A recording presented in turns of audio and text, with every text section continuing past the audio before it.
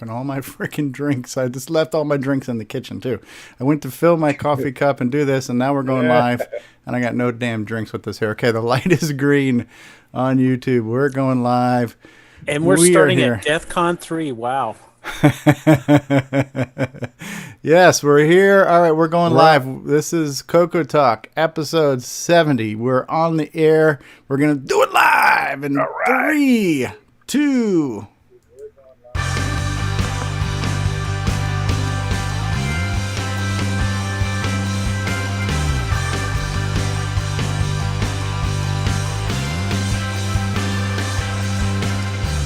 This is CoCoTALK, the world's leading live talk show featuring the Tandy Color computer. Streaming live on YouTube and Roku, available as a podcast and enjoyed the world over. And now, here's your host. Hello, everybody. It is me. It is OG Stevie Stroh, and welcome to episode 70 of CoCoTALK, the world's leading live talk show featuring the Tandy Color computer. And we have with you here today. All right, somebody needs to mute whatever the hell's going on right now. Yeah, so welcome to episode 70 of CoCoTALK. And we've just been joined by somebody on what the hell is it called? Periscope. Yeah, so today for craps and giggles, we're trying to multi-stream now. We've also added Periscope to the multiverse of live networks that we're streaming to. So we're streaming live on YouTube. We are streaming live on Roku on the Coco TV channel. We're streaming live on Twitch and Mixer. And now we've also added Periscope to the lineup. So hello to you there, Carl, who just joined us live on Periscope. So today on the show, who do we have? We have the Timberman himself from Arizona, Rondelvo. How's it going, everybody? It's going good. We also have with us our resident Apple guy who continues to taunt us with that Apple II in the background, Mr. Mark D. Overholzer. Hello, Mark. Thank you. Glad to be here. We have creator of the Boomerang E2 board and the Paradigm joystick adapter. We have Mr. Richard Lorbieski, the Angry Muppet. Hello, Richard. Hello. I just can't wait till we go live streaming on MySpace. MySpace Live. Yes. There we go. In the live chat, we've had some early birds in the live chat. So the first person that popped into the live chat was Steve Powell. Then Retro Innovations. Sheldon McDonald is here. Mark Siegel is here. Ken Make It is here. Mr. James Diffin Daffer is here. Mark Overholzer in the live chat. Wayne Aaron. Tom C. from New Jersey. How yous guys doing? We have Disney Saints fan join us live. And Curtis Boyle says, sorry I can't join you guys this week or next. And we're not sorry, Curtis. That's okay. So Curtis can't join us today. But we have in Curtis' replacement, Mr. Al Hartman from New York. How you doing, Al? From New York. New York. Here. City's so nice, they named it twice. New York, New York. New York. There you go. We have from whereabouts unknown, Mr. David Ladd. Sir David Ladd, Lord of the Floppy. How are you? Hello, everyone. How are you today? Oh, we're doing just peachy. And luckily, we are keeping up with our treaty of the United Nations. We have at least one foreigner on the show from the Down Under. We have Mr. Nick Marentes with us. Hello, Nick. Good day. Good day, everyone. How are you? Oh, we're doing fine. We have Nick Marotta in the live chat. Nick Marotta says he likes it when we mention his name. Nick Marotta, how are you, Nick? All right, we're here. It's another week. And Grand Leedy says, I am watching this train wreck from work. All right. Grant Leedy, that was... Ken Reichert's asking, how is Funstar coming along there, Nick Marentes? Sorry? Ken Reichert is asking, how is Funstar coming along? Fun stuff. You know, Nick Marotta sounds like a CNN correspondent. You know? He kind of does. It means he's bringing us fake news. Curtis Boyle says, what you lack from having Curtis on the show is more than made up by David Ladd's enthusiasm. So there we go.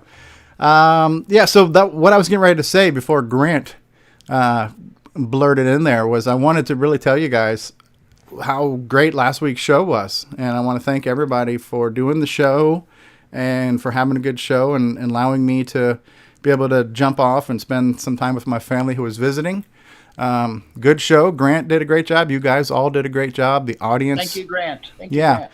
And Mark Overholzer and Mikey for bringing us all that bonus content from VCF West. Yeah, that was really cool. That was fun. Yeah, that was nice. That was a surprise, unexpected surprise. Chad Cunnington just joined us. Says greetings from down under, only 2 suburbs away from Nick Marenti's. So just throw a boomerang over there. He should be able to catch it, Nick. So he's 2 suburbs away. So, yeah. That's Chad. Hey, Chad, welcome to the program. It was a good show. I really enjoyed the fact that the show went on, and it was just good. It was nice. I actually sat down in my living room and I popped it up on I have a 60-inch TV. I'm not bragging, just saying. But watching it live on YouTube, sitting on my couch on a big screen, I was like, man, this show looks really good. And my parents were sitting in the family room at a table, and the commercial for Coco Forever comes on the TV. And you know how Bruce's videos are so well done. This was like a really perfect, and my parents are like, wow, that's a commercial in your show? And I'm like, yeah, this is what we do, man. Check this out. So it was so cool to see that just come up on a big screen, so. It's something when your relatives want your autograph. Yeah, no. No, the truth is that they hung their heads low in shame. They said, oh, my God, what have we done? It's too late for that abortion. We should have never given that computer for Christmas. Yeah, so what's Grant saying? Grant says, thanks, guys. Curtis and I are on strike until we get a pay increase. That should tell you something about you not being there. So the show, the attendance went up then, right? Yeah, that's just it. The attendance went up with that. 1,100 now? Yes. We went from 10,000 to 11,000 in 1 week's time. Thanks to Grant Leedy. A lot of live chat thrown by here. Curtis says, Grant, that means we may never return if he's waiting for that pay increase. Terry Steen says, let's do this. We need a new Coco Forever episode. Yeah, where's Bruce? We need to find out from Bruce. Are all the Canadians on strike right now? We don't have any Canadians on the show today. So we'll have to wait and see. Practice. Yeah. So what's new and exciting this week? Anybody done anything interesting that they want to share with us? Well, I guess I can start off. I'm still working on boomerang boards, and I will make them available for sale on Monday. I just want to create a stockpile before I make them available for sale. So I don't want to get caught by, first day getting 30 orders and all of a sudden trying to catch up. Right. Well, in case anybody's not familiar with what you're talking about there, Mr. Richard Lorbieski, let's go ahead and run the Boomerang Mania reel here, promo reel, because Boomerang Mania is sweeping the nation. So watch this. This just came in from CNN, by the way. All right, let's try take 2. Is Nick Marotta there? Is Nick Marotta here? Nick Marotta. We need Nick Marotta from CNN here to have us throw this clip out here.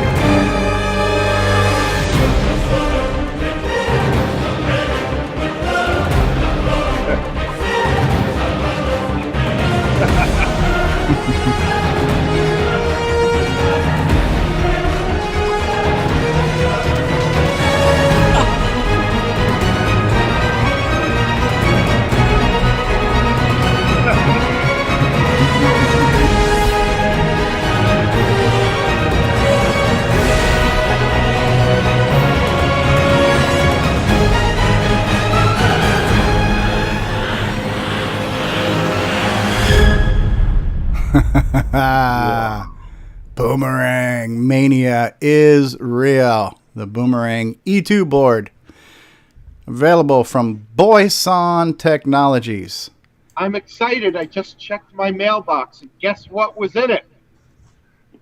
A boomerang. Al Hartman's got his Boomerang. Another customer waiting to return to Retro Innovations. Another dissatisfied owner. There you go. Excellent. Yeah, why couldn't it have had 8 meg? We're working on that. We got to raise that bar, of despair here. There. I assume the advertisement was courtesy of our Australian production unit. No, that was actually Rob Inman. Rob Inman did that one for us. Yeah. That is on par with what we've been getting from Brian Joyce. That's a Brian Joyce level caliber video production there. But yeah, Rob Inman. Yeah. We've been very lucky. Like last week's show, we had all you guys and everybody. The show went on, which was great. I mean, the show is bigger than any one person.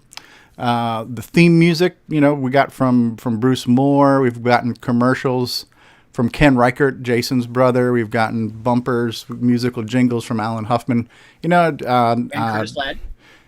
Curtis Ladd. Curtis, is that their love child, Curtis Ladd? Sorry. L. Curtis Ladd. L. Curtis Boyle. L. Curtis Ladd. Yeah, the L in Curtis is for Ladd, right? So Curtis Ladd Boyle. So, Curtis has given us music. Your son, Ron Delvaux, we got music from your son for your segment. Nick Marentes has given us some segments and topics. This show is the melting pot that is us Coconuts, which is pretty cool. Yeah.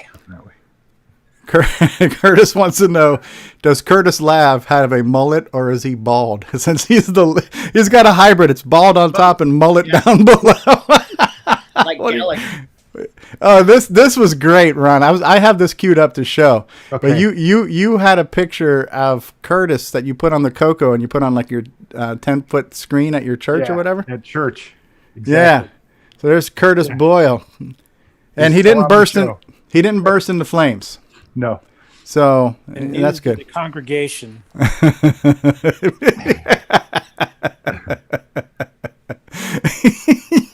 Retro Innovations is saying business on top and party down below. Nick Marotta says Baron on the front and party in the back. Curtis saw the church picture. He says, bow down before me. It is Curtis. It is the shrine of Curtis. Never get him back on the show. Nightmare on Saskatchewan, eh? Well, he had mentioned that, how would it look doing a BMP, on a big screen? I said, okay, I'll check it out. And I found a picture on his website there, his Facebook. Yeah. He goes, oh, you could have used a different picture. Yeah, well, finding a good picture of Curtis is a challenge, so. He was holding a guitar. I couldn't put the guitar in, though. No, you need to find one of him with the mullet and throw that one. That'll turn a lot of people to atheists quick. What is this? It's the remake of The Omen. Oh Lord. Let me switch gears here for 1 second. I want to show off something. I compiled something somewhere. I've got so much crap I've thrown together today. I can't find it all. All right. Here's my Microsoft Word document that I threw together this morning. Let's switch to full screen. All right. So we're going to look at some numbers and some feedback. All right. So, recently we celebrated 10,000 downloads on the podcast version of the show. We're now close to 10,500 in roughly, 2 weeks, whatever. I don't know who's counting, right?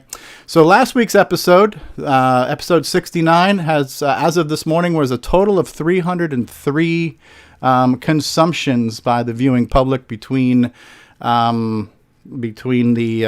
audio, video, podcast version and the YouTube and stuff. So 300. I think that's our new number now. We're averaging about 300 per week, and that's a good kind of goal to look at. And I got a little bit of feedback on some YouTube videos. So some feedback from the web. I think it was episode 68 or whenever it was, or 69, one of our most recent assembly episodes. But Dr. X0079 says, when we start showing off, some assembly examples, he recommends we use the deck instruction because it's important. Remember, we're talking about increment and decrement in assembly, how you can increase and decrease some values in RAM and registers. So he's suggesting that. I got a handful of feedback on some of my recent postings to my Cosmic Aliens update. This one was pretty good here. So Kevin, 12, I can't read this, 567 says, he actually gave me a good suggestion, which I implemented. He was looking at my asteroids falling phase, and he says, you might get stuck in a part where, you're just going to keep getting killed by the rock. So if you ever get killed, to reset the asteroids, which made sense, and I actually experienced that. So I did it. We have another person, Swinecraft, that says maybe set up some risk and reward and allow different levels to the game. And maybe, the harder it is, the more points you get or something. Jim Gary says he likes the tracking of the laser shot. It adds a unique feature where you're trying to steer your shot for points, but you also have to be careful not to crash into something. So thanks, Jim Gary, the master of programming there. Our good friend Wayne Aaron, friend of the show, episode or two ago, he says, I was only able to watch for a few minutes, but I'll watch the rest on the replay. Sorry to Jason. I forgot to take a picture of my switcheroo. It is so great. I did add a picture of it to my Facebook post. Congratulations on 10,000 downloads. Very cool. Thank you, Wayne Aaron. We got an email from Giuseppe asking, he says he really likes the assembly language series, and he's asking if the slides will be available. And the slide presentation itself in this segment, technically that's kind of the property of Steve Bjork, and so we're not going to release it in any way that we don't have his approval or permission to do. But what we are planning on doing is, after we've had about 10 parts in the series, which I think we're on around part 5 right now, we will start to release those segments from CoCoTALK. So I will kind of strip out the assembly segments and make them available as their own video so people can watch just the assembly lessons in series. So that will happen.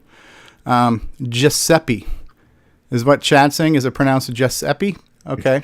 Giuseppe. Giuseppe. Okay. And then he's Italian. Hey, forget about it, right? And then I posted a message in Facebook saying, hey, we're always looking for topics and feedback and suggestions. Send us an email or send us a message. So Richard Ivy suggested we add strippers to the show. Anybody all in favor of adding strippers? Where are we going to put the poll? we're going to put David Ladd's going to be the poll. So, so we have to check the budget on the CoCoTALK budget to see if we can get cinnamon and sugar on next week's show for strippers. But CoCoZilla, yeah, out of retirement, former U.S. Marine stripper CoCoZilla. Don't mind the battle scars. And then, but Brian Weisler had Weisler. I don't know if I'm going to. And William Carlin says, no male strippers, please. Yes, thank you. Strippers right here. Yeah, well, nobody can see you just there yet, Mark. But Brian says, I think you've talked about this, but maybe we should go into a deeper dive. But how do you get on the internet with a CoCo? How do you do it? And once you're there, what are people going to do? I think that's a great suggestion. And perhaps Ron Delvaux can give us a little peek at that today because he's got some experience. But I do feel we need to make a whole tech segment on that one time on how to do it, the different ways to do it, the OS9 way, the DriveWire way. There's a handful of ways, right? We need green strippers because this is the CoCo show. There you go, green strippers. Yeah, I don't have any green strippers. Well. Captain Kirk was a big fan of green strippers. So, True. All right. I thought that was blue. No, she was They were green. They were green. So there we have that. So a little bit of feedback from around the web there. Thank you, everybody who has written into us. It's nice to hear from everybody. Richard Lorbieski says, so when is the next round of Boomerang going to ship or be available for purchase, Richard? He said Monday. Monday? All right. I've spent so much time talking, I've forgotten everything. So, anybody else had anything else they want to talk about this week? A project update, acquisition, anything interesting come across your lives? Yeah, if you go to show me your Cocos. There's a lot of neat stuff in there. Show us your tandies. Yeah, show us your tandies. Yeah. Okay, well, maybe Good we'll stuff in bring there. maybe we'll bring that up in a segment in a little bit. Mm-hmm. All right, we're off to a decent start. Let's take a look at our sponsors. Maybe we'll take a quick commercial break and then we'll come back. But let's not forget those who are contributing to the color computer community. So we wouldn't be anything without Boyson Technology, right? Now I do want to say that commercial for the Boomerang. It's nice to have memory, but I'm pretty sure it's not an accelerator, right? When you saw that OS9 ball bouncing at warp factor 9, I think that was for entertainment purposes. I'm pretty sure that Boomerang's not going to speed the Coco up significantly. No, it does not. But it was still fun to watch, right? So, and Richard, you're back now. You say new batches will be available to order and ship Monday? Yes, Monday. Okay, excellent. So let's not forget the Coco VGA project. I believe Brendan is going to be at Tandy Assembly, which we'll talk about later on. Boyson Tech, where you can get your Boomerang and your Paradigm, joystick adapters, memory expanders, 6309s, sockets. Yes, dramatic effect is what Ken refers to it. And Rob Inman, the creator of the video, says a slight exaggeration, right? Jim Brain is gladly accepting all of the Boyson Tech warranty returns. So if you go to retro.com for retro innovations, you can get all kinds of new products for Commodore systems, TI systems, and I don't Coco think stuff. he's gladly going to accept them. I think he's gonna accept them. Begrudgingly accepts them. He's under contract. He's under protest, right? William Carlin says that was the 4 megahertz 6309 preview of the bouncy ball demo. Okay. It looked good. Cloud9's been making stuff for, 20 years going on. So cloud9tech.com, all kinds of cool stuff there. If you need a drive wire cable, if you need a RGB to VGA cable, PS2 joystick PS2 keyboard adapters, all kinds of stuff at Cloud9 Tech. A pretty cool project. I'm actually thinking about doing this for Cosmic Aliens, is making a bootable SD card since my program's in BASIC. And so SD Pack shows you how to take an SD card and make it boot up like a ROM pack. So check out sdpack.com for how to do that. If you have not gotten your very own switcheroo cable, the leading RGB to SCART cable that has a switch, then head on over to coco3scartcable.com or cocoman.biz. Don't forget we are on the Coco TV channel on Roku. Thank you to Roger Taylor. So check us out there. We got Rendezvous verifying that we're live on Roku in the background there. If you want to get some cool Coco merchandise, you can go to our retro swag shop at 8bit256.com. T-shirts, mouse pads, coffee mugs, adult diapers. I believe we've got orthopedic shoes and maybe rags. even some. We got do-rags, we got knee braces, ankle braces, all kinds of stuff. If you like the Coco like we like the Coco, visit imacoconut.com. We are available on the web at cocotalk.live, where you can send us feedback via email and get links to all kinds of stuff like that.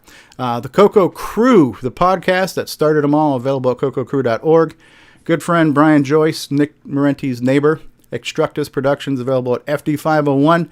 We'll be talking about this man in the news segment this week, but Ed Snyder, the Zipster, bringing cool Coco products at thezipsterzone.com, and that's 2 P's, Zipster, like a pterodactyl. So a zipsterzone.com. So check out Ed Snyder there. So there we have it. We've mentioned all those who are worth mentioning at this time. How about we take a quick commercial? Actually, you know what? We did get a question. Have we had a switcheroo commercial recently? That answer is no. So let's run a quick switcheroo commercial, and then we're going to do a bumper and a commercial, and we'll be back in just a couple minutes with more CoCoTALK.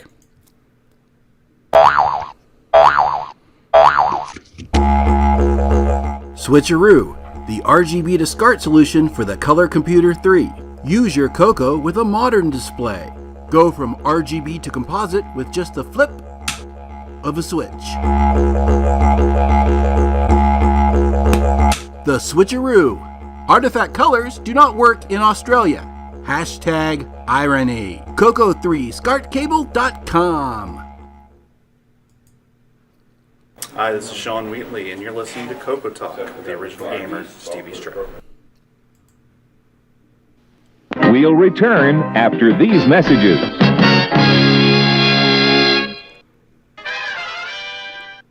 Hi, I'm Bruce Moore, and this is Jacob Moore. Gotcha. And we are the Forest of Doom guys, and the Cocoa Forever guys, and we are Cocoa Fest, and we love Stevie Stroh. What if, knowing what I know now, I could go back in time, join Tandy Corporation, and change the course of history? Cocoa Forever. How does it feel? I'm still believing.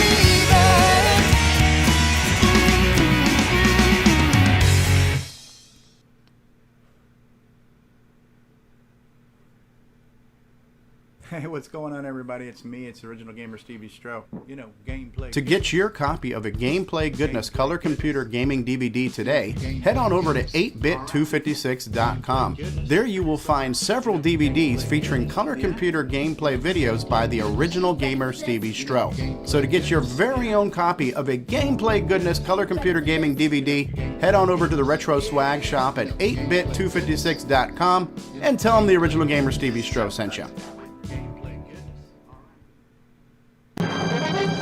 Let the Radio Shack TRS-80 put the world of color computing into your home. Instant loading program packs turn any color TV into an exciting game arcade. And there's more. The color computer is an educational aid, a home management tool, an up-to-the-minute electronic information service. The programmable, expandable TRS-80 color computer from $399 only at Radio Shack, the biggest name in little computers. We now return you to CoCoTALK.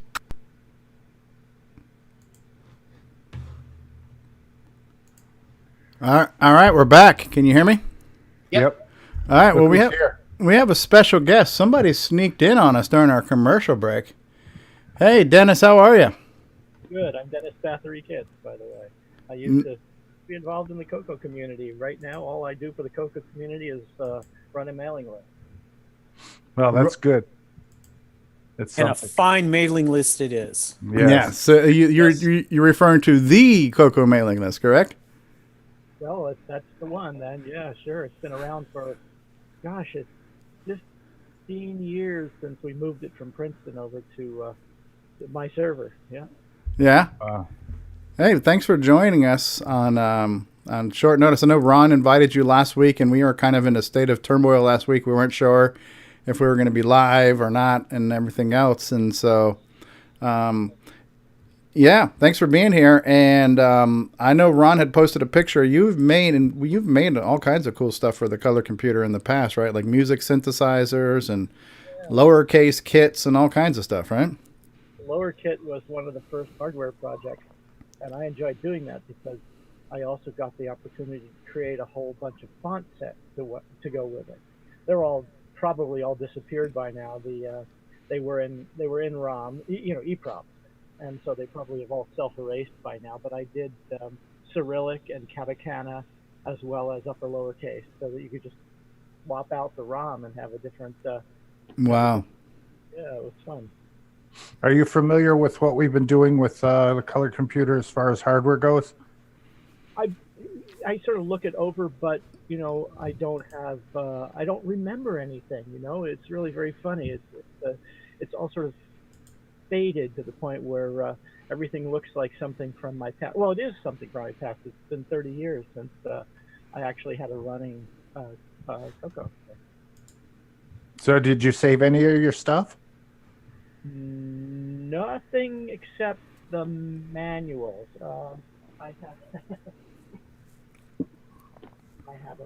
I have a folder full of manuals. Oh, cool. And that's my favorite was color Quaver, which was the you can't see it. Yeah, you can see it a little bit. Yeah. Yeah, and that was my favorite thing to have done was the music synthesizer because yeah. It was a 4-voice synthesizer that had envelopes for the sound, as well as a chart of colors that you could use in timbres. So yeah. Neat. We've been talking about that a little bit. Nick Marentes, who's on the call, is working on, envelope-based pattern generators for a game he's working on now. So I know this has come up more than once, how to generate sound on the CoCo and how to generate multi-voice. Curtis Boyle, who's not with us this week, did mention that your synthesizer was one of the better sounding ones as far as how it didn't sound like the typical CoCo organ like a lot of the 4-voice players did, Well, that was the whole idea. It wasn't supposed to sound. First of all, it was 4 independent voices, so that you could have one long note against several moving notes. That was one of the things that I was very pleased with. And the other one was, of course, including the timbres. Boy, I was working down deep in binary land to move bits for that one, and then move my binary over to assembler. But yeah, it was a lot of fun. Anyway, yeah. Well, would you say the color computer helped you get to where you are today? What do you do for a living now? Nothing. No.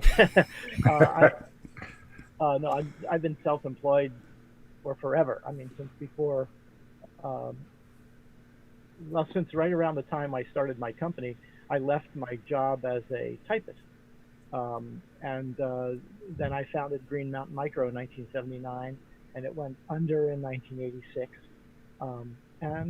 I learned a lot about the nature of creating electronic sound, which is my main goal because I'm a composer.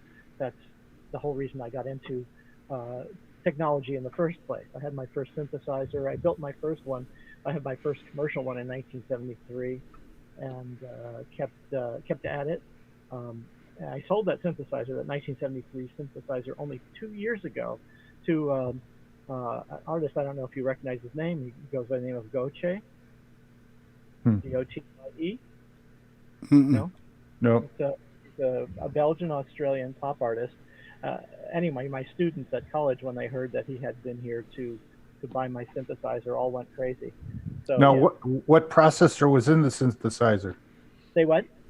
What kind of a processor was in the synthesizer? No, this was before. It was 1973. It was all discrete.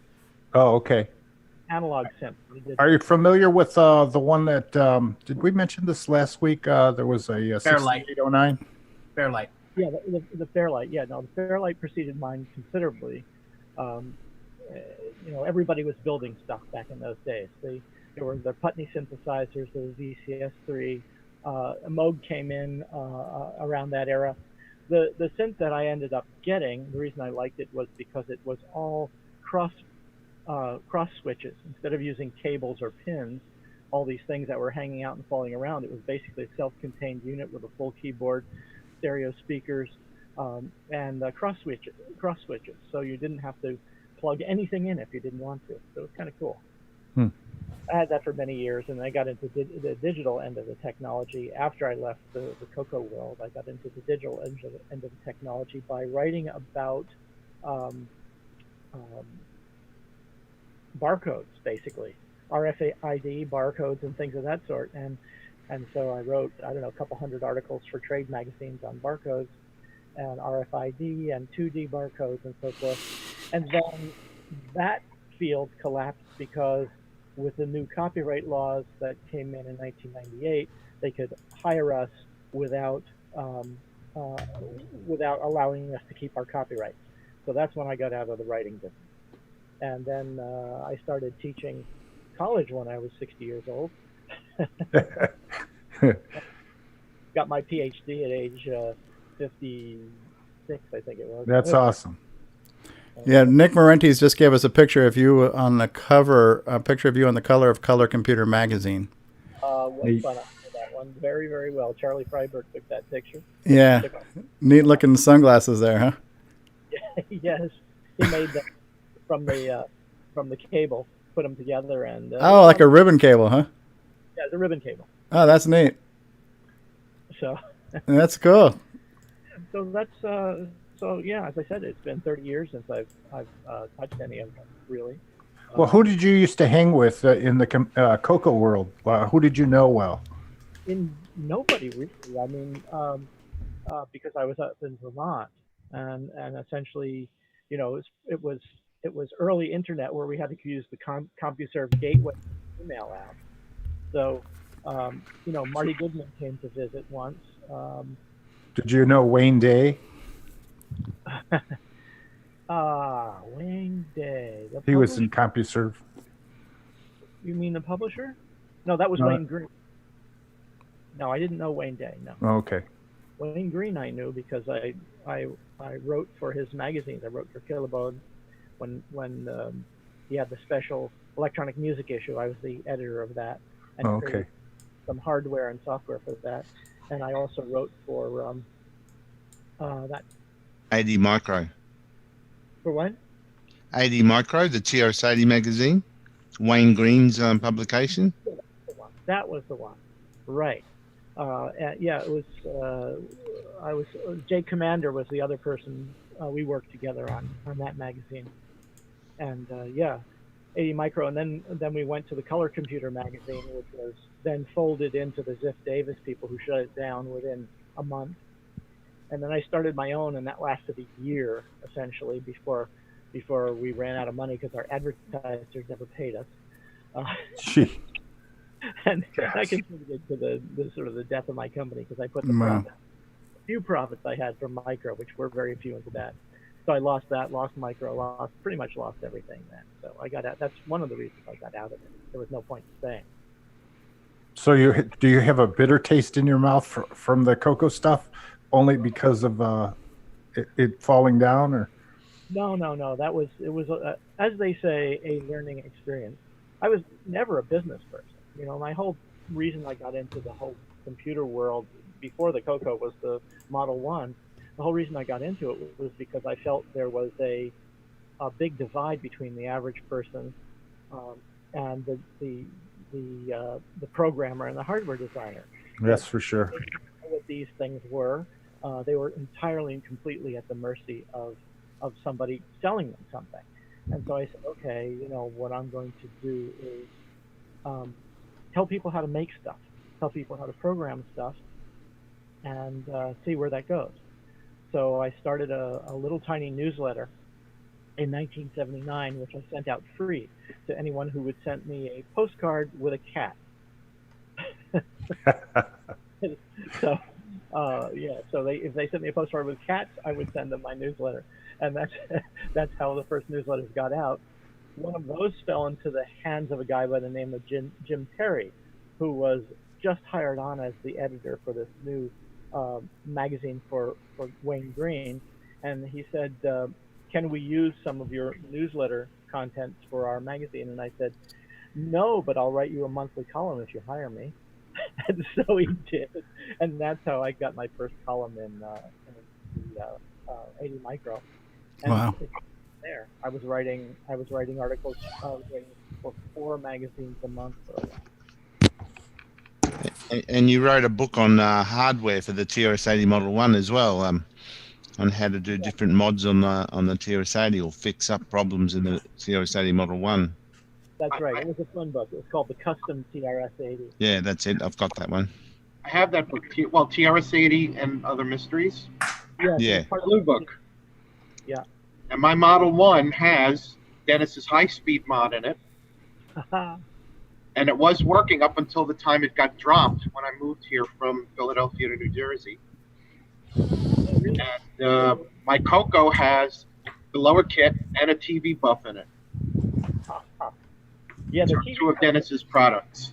The TV buff was not a great product. It worked, but I wasn't ever satisfied with it.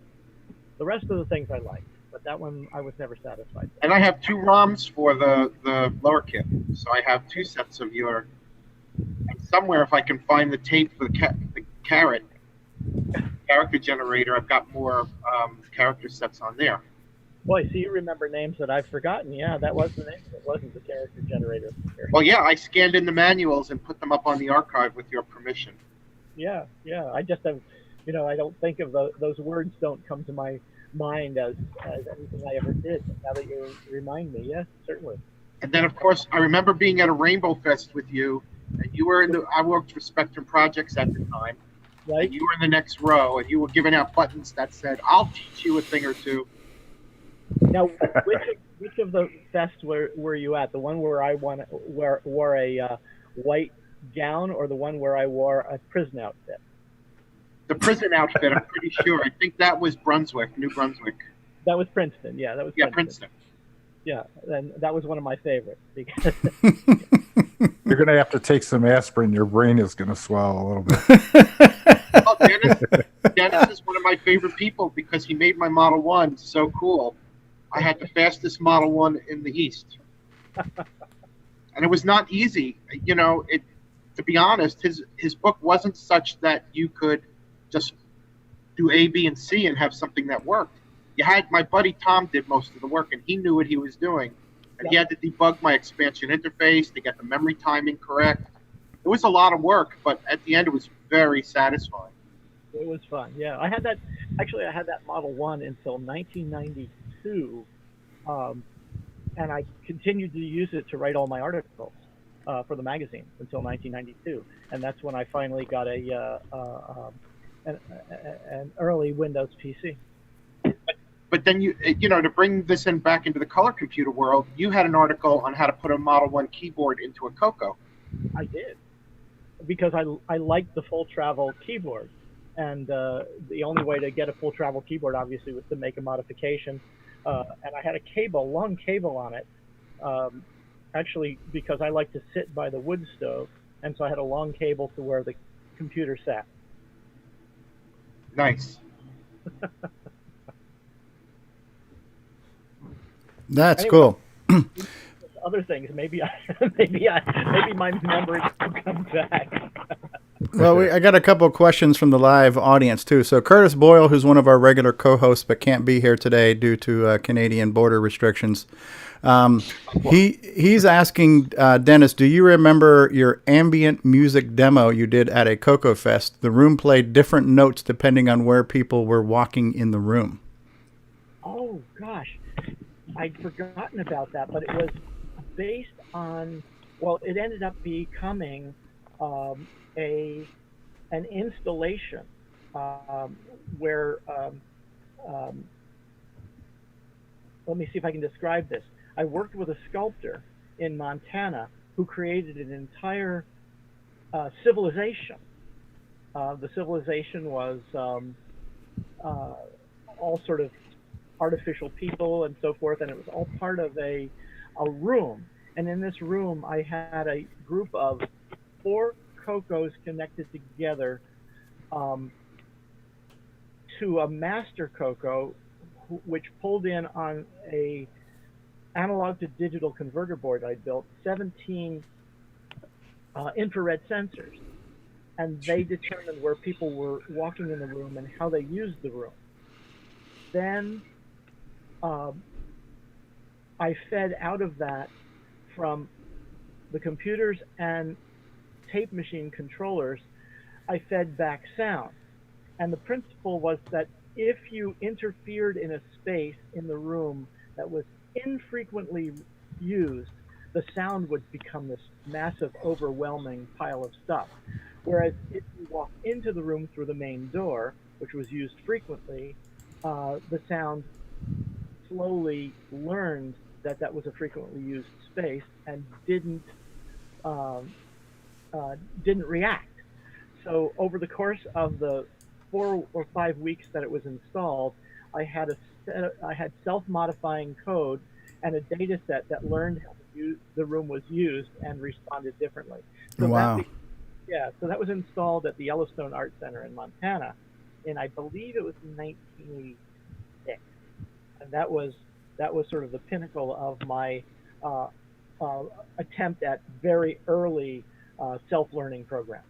Wow, that's impressive. Self-modifying code here is kind of a joke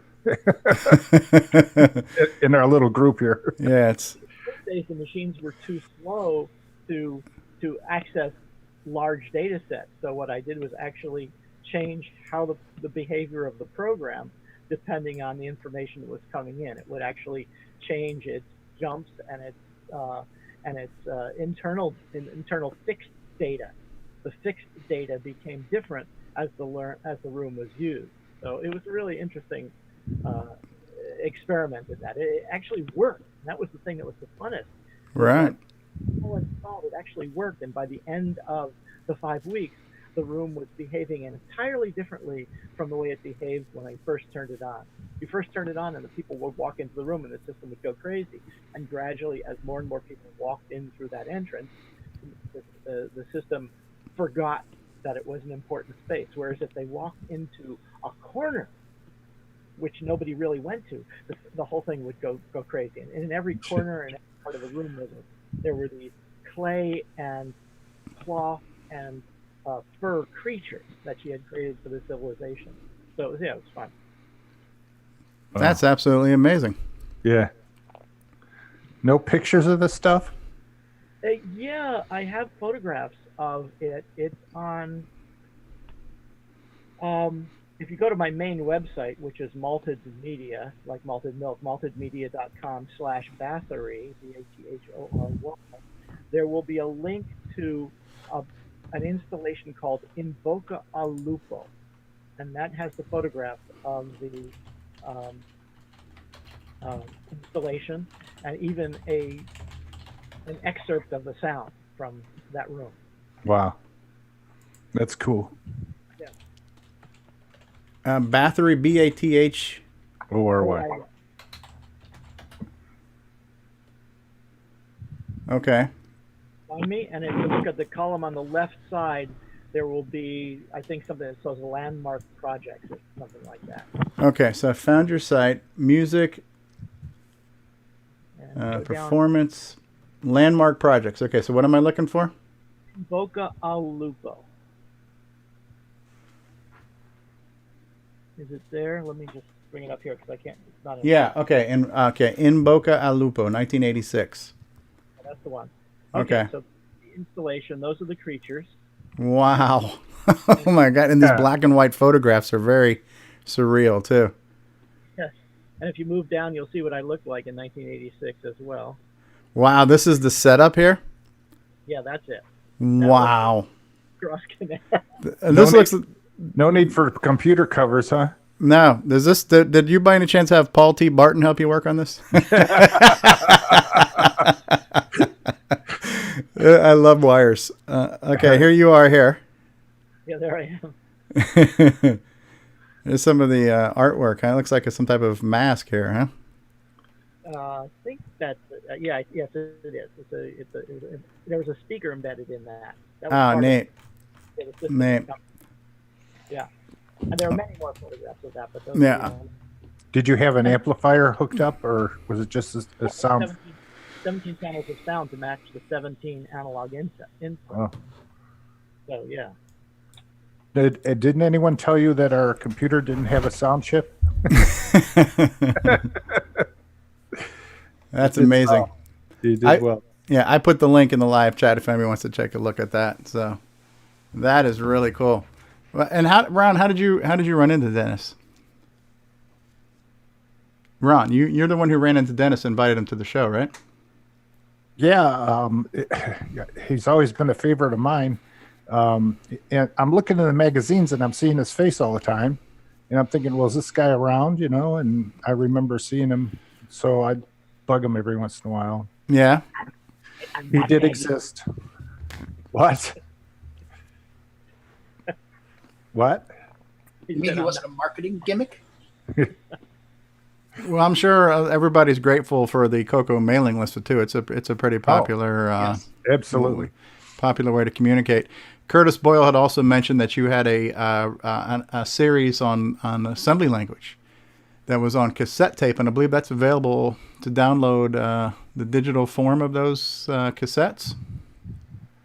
For download, including a download of the actual. I happen to have this here. This is the entire book. It's what's called a program text, so that as you go through it, the cassettes are audio cassettes, so you actually listen to them. Mm-hmm. It becomes a data stream every once in a while, and you load the program in the data stream, and you follow along in the book, and you do you do the programming exercises, then answer the questions in the margin. There's a column. Oh.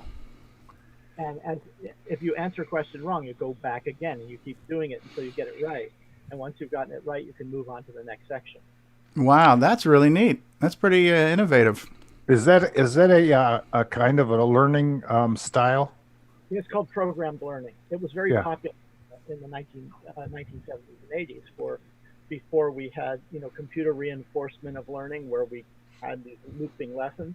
In those days, it was done with questions and answers in the margins of books, and as long as you got the answer right, you can move on to the next. It's like a reward.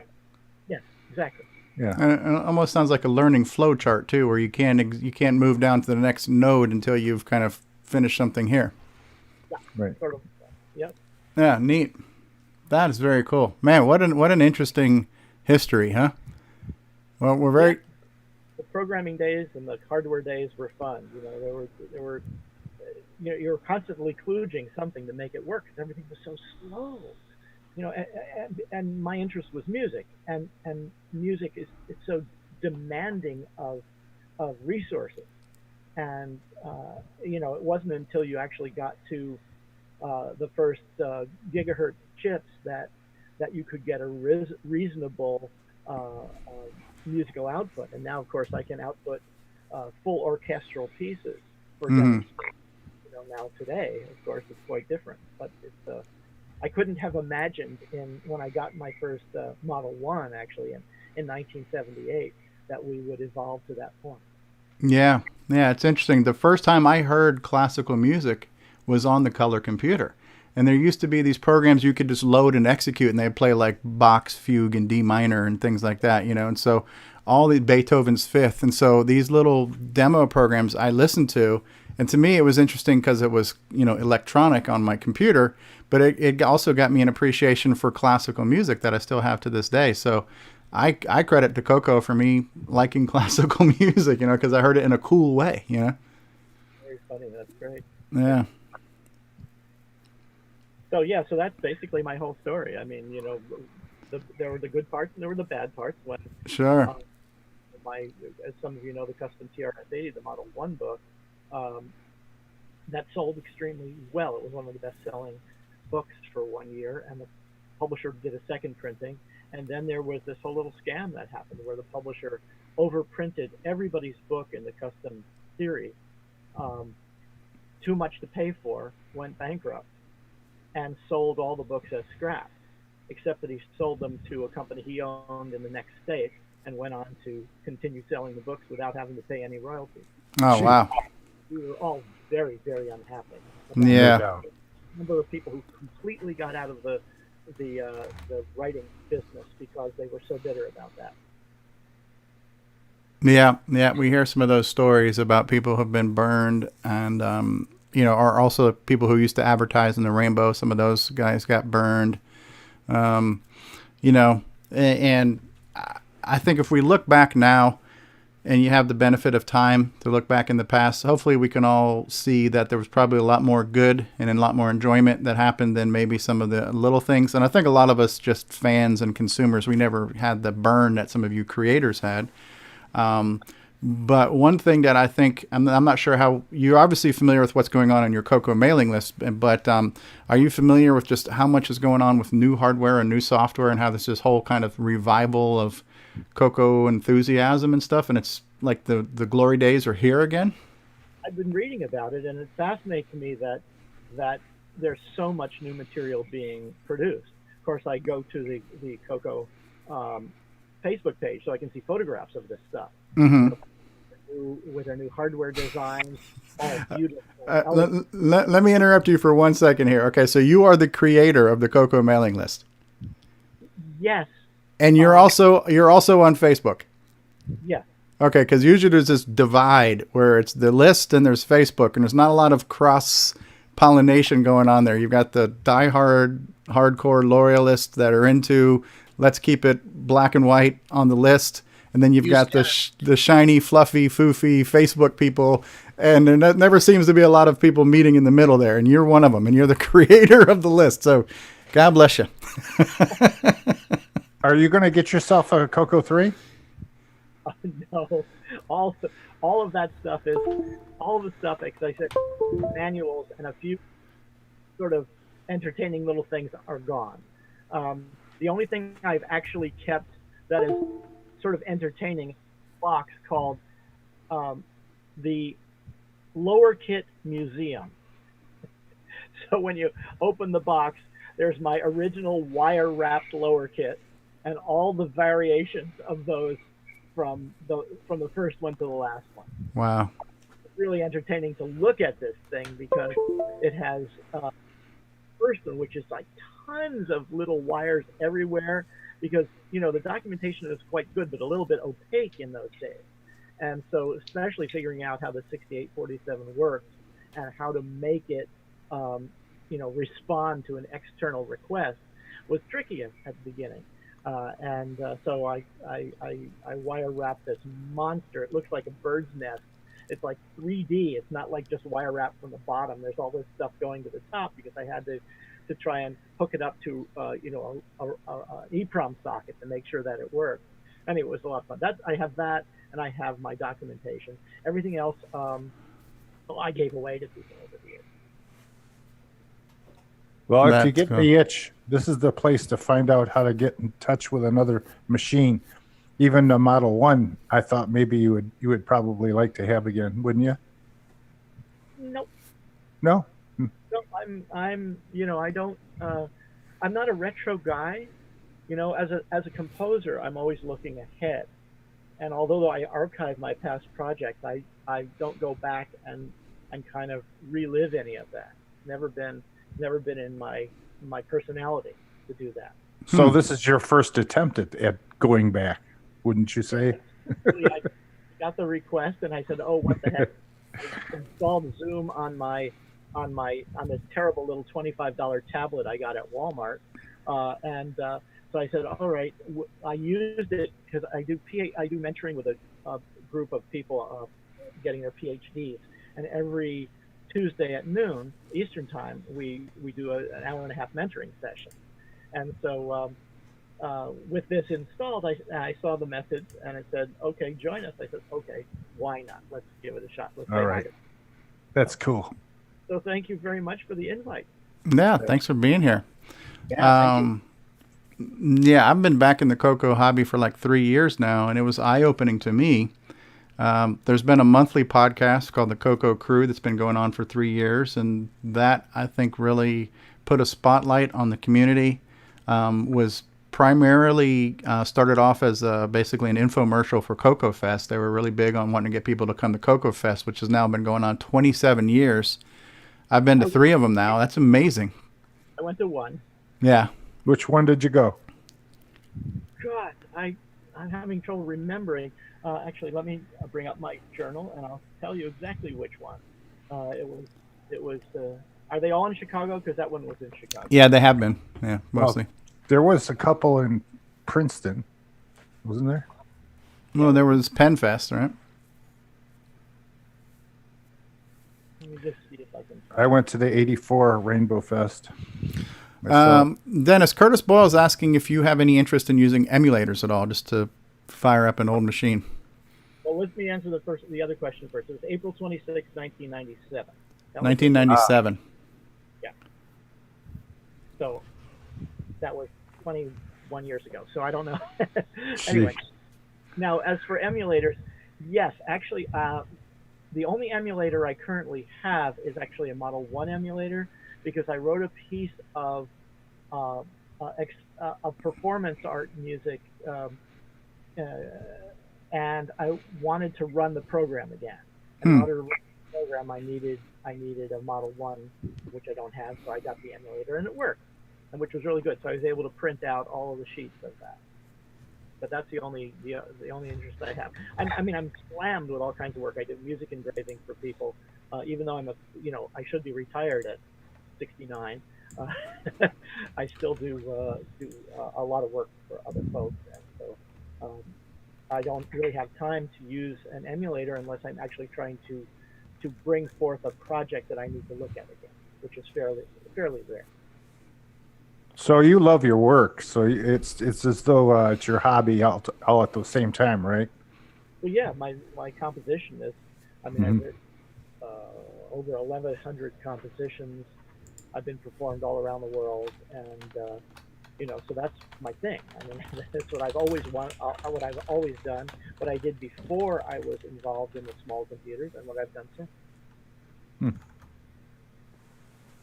The only bad year I had was, I think it was 1982, where I didn't write any music because it was at the pinnacle of my work on the Coco, and it took so much time. It was taking 18 hours a day to develop the new designs. I mean, circuit boards were done all by hand at the time.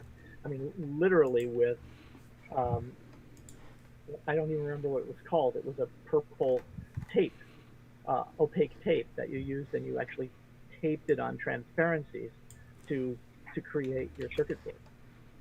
Wow. Did you employ people? Yeah, I had 6 people working for me. Wow. Yeah, and they did copying of software, soldering of circuit boards. One was handling sales of stuff, and I forget. Basically, everybody worked together. We all earned the same salary, except for me when I had to give my salary back because we didn't have enough money. Yeah. Wow. So that's it. So that's my whole story. What were you going to say, Nick? No, nothing. I don't think. Oh, I thought so. I stepped over someone. Nice to see your actual photograph, Nick. Oh yeah. Assuming that's you. Yes, it is. Okay, good. Before the operation. the sex change operation. Well. All right, I got to go. All right, hey, thank you so much for joining us. It was great to have you. What a nice treat. Yeah, you're welcome anytime. It's great. Yeah, Curtis had one question about his famous ancestor. Who you share a last name with? For that, you go to bathory.org. It's all there. Okay, bathory.org. CHORY.org. Okay. You can listen to my whole opera. That's awesome. Well, thanks for all you have done for us. I want to because you mentioned your ROMs and your things. I don't know if you're familiar with a project now called the CoCo VGA that has replaced the VDG with the ability to output the VGA, and he's added new modes. There's a 64-column mode, and he's added now programmable character sets too. This is all done through like an FPGA, but it's a new CoCo project that reminded me of what you were explaining. Back then when there were no FPGAs to be had. Yeah. New fonts. The era for me. Yeah, so that's kind of cool. That's kind of coming full circle. There's a new project now that's doing what you did, a couple years ago. 35. I was in the midst of my CoCo stuff. Anyway, Yeah. really work to be done here. All right, thanks for joining us. And Thanks a lot. Awesome. Bye, Dennis. Bye. Bye, then. You got to hit the hang up button somewhere.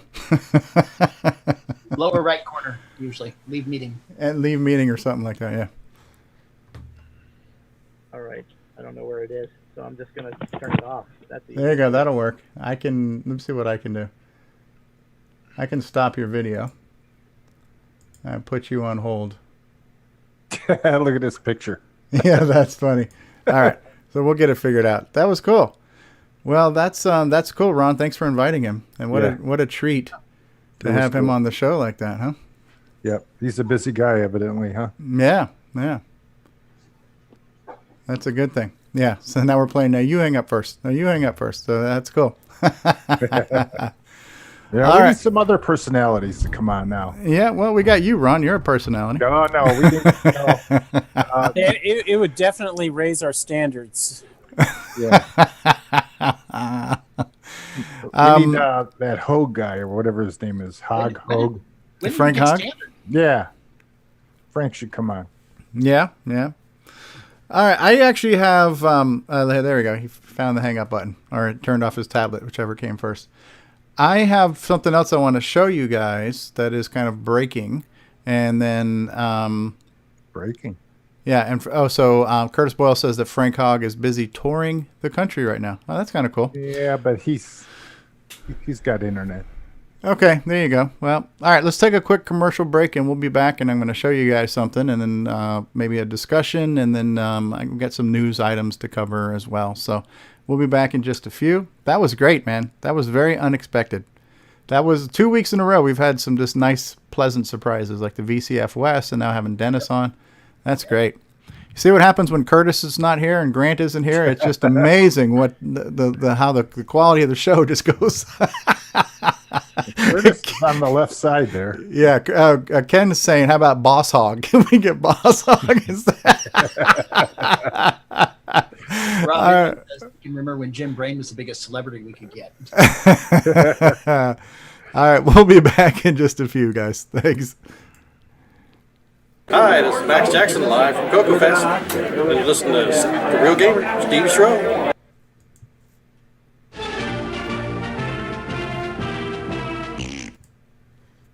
Hey everybody, this is Bill Noble, co-author of Nitrous 9. You are listening to CoCoTALK Live, the leading live CoCoTALK show. Good day, mates. This is Nick Marionettes, author of such color computer titles as Donut Disaster, Rupert Rhymes, and Rockstar Pilot. And I am here today to tell you about the world's most fabulous operating system, OS 9. OS 9 and its current incarnation Nitrous 9 is the most advanced operating system ever created. And what makes it so good? Ease of use. I find OS 9 so incredibly intuitive that I haven't once cracked open the user manual, and yet I've been able to create such incredible games faster than the time it takes to sing Waltzing Matilda. Using OS 9, I expect my next game, Funstar, will be done this weekend and distributed exclusively on ROM cartridge. OS 9 forever. Any resemblance to actual events to persons living or dead is purely coincidental. What's going on, everybody? The original gamer Stevie Stroh here, and I want to talk to you about I'mACoconut.com. If you love the color computer like I love the color computer, then you got to visit I'mACoconut.com, your one-stop shop for all of your Tandy color computer links needs. There you'll find links to blogs and podcasts and project sites and emulators and downloads and groups and communities. If you love the color computer, head on over to I'mACoconut.com. That's IMACoconut.com. Tell them the original gamer Stevie Stroh sent you. Coco forever, people.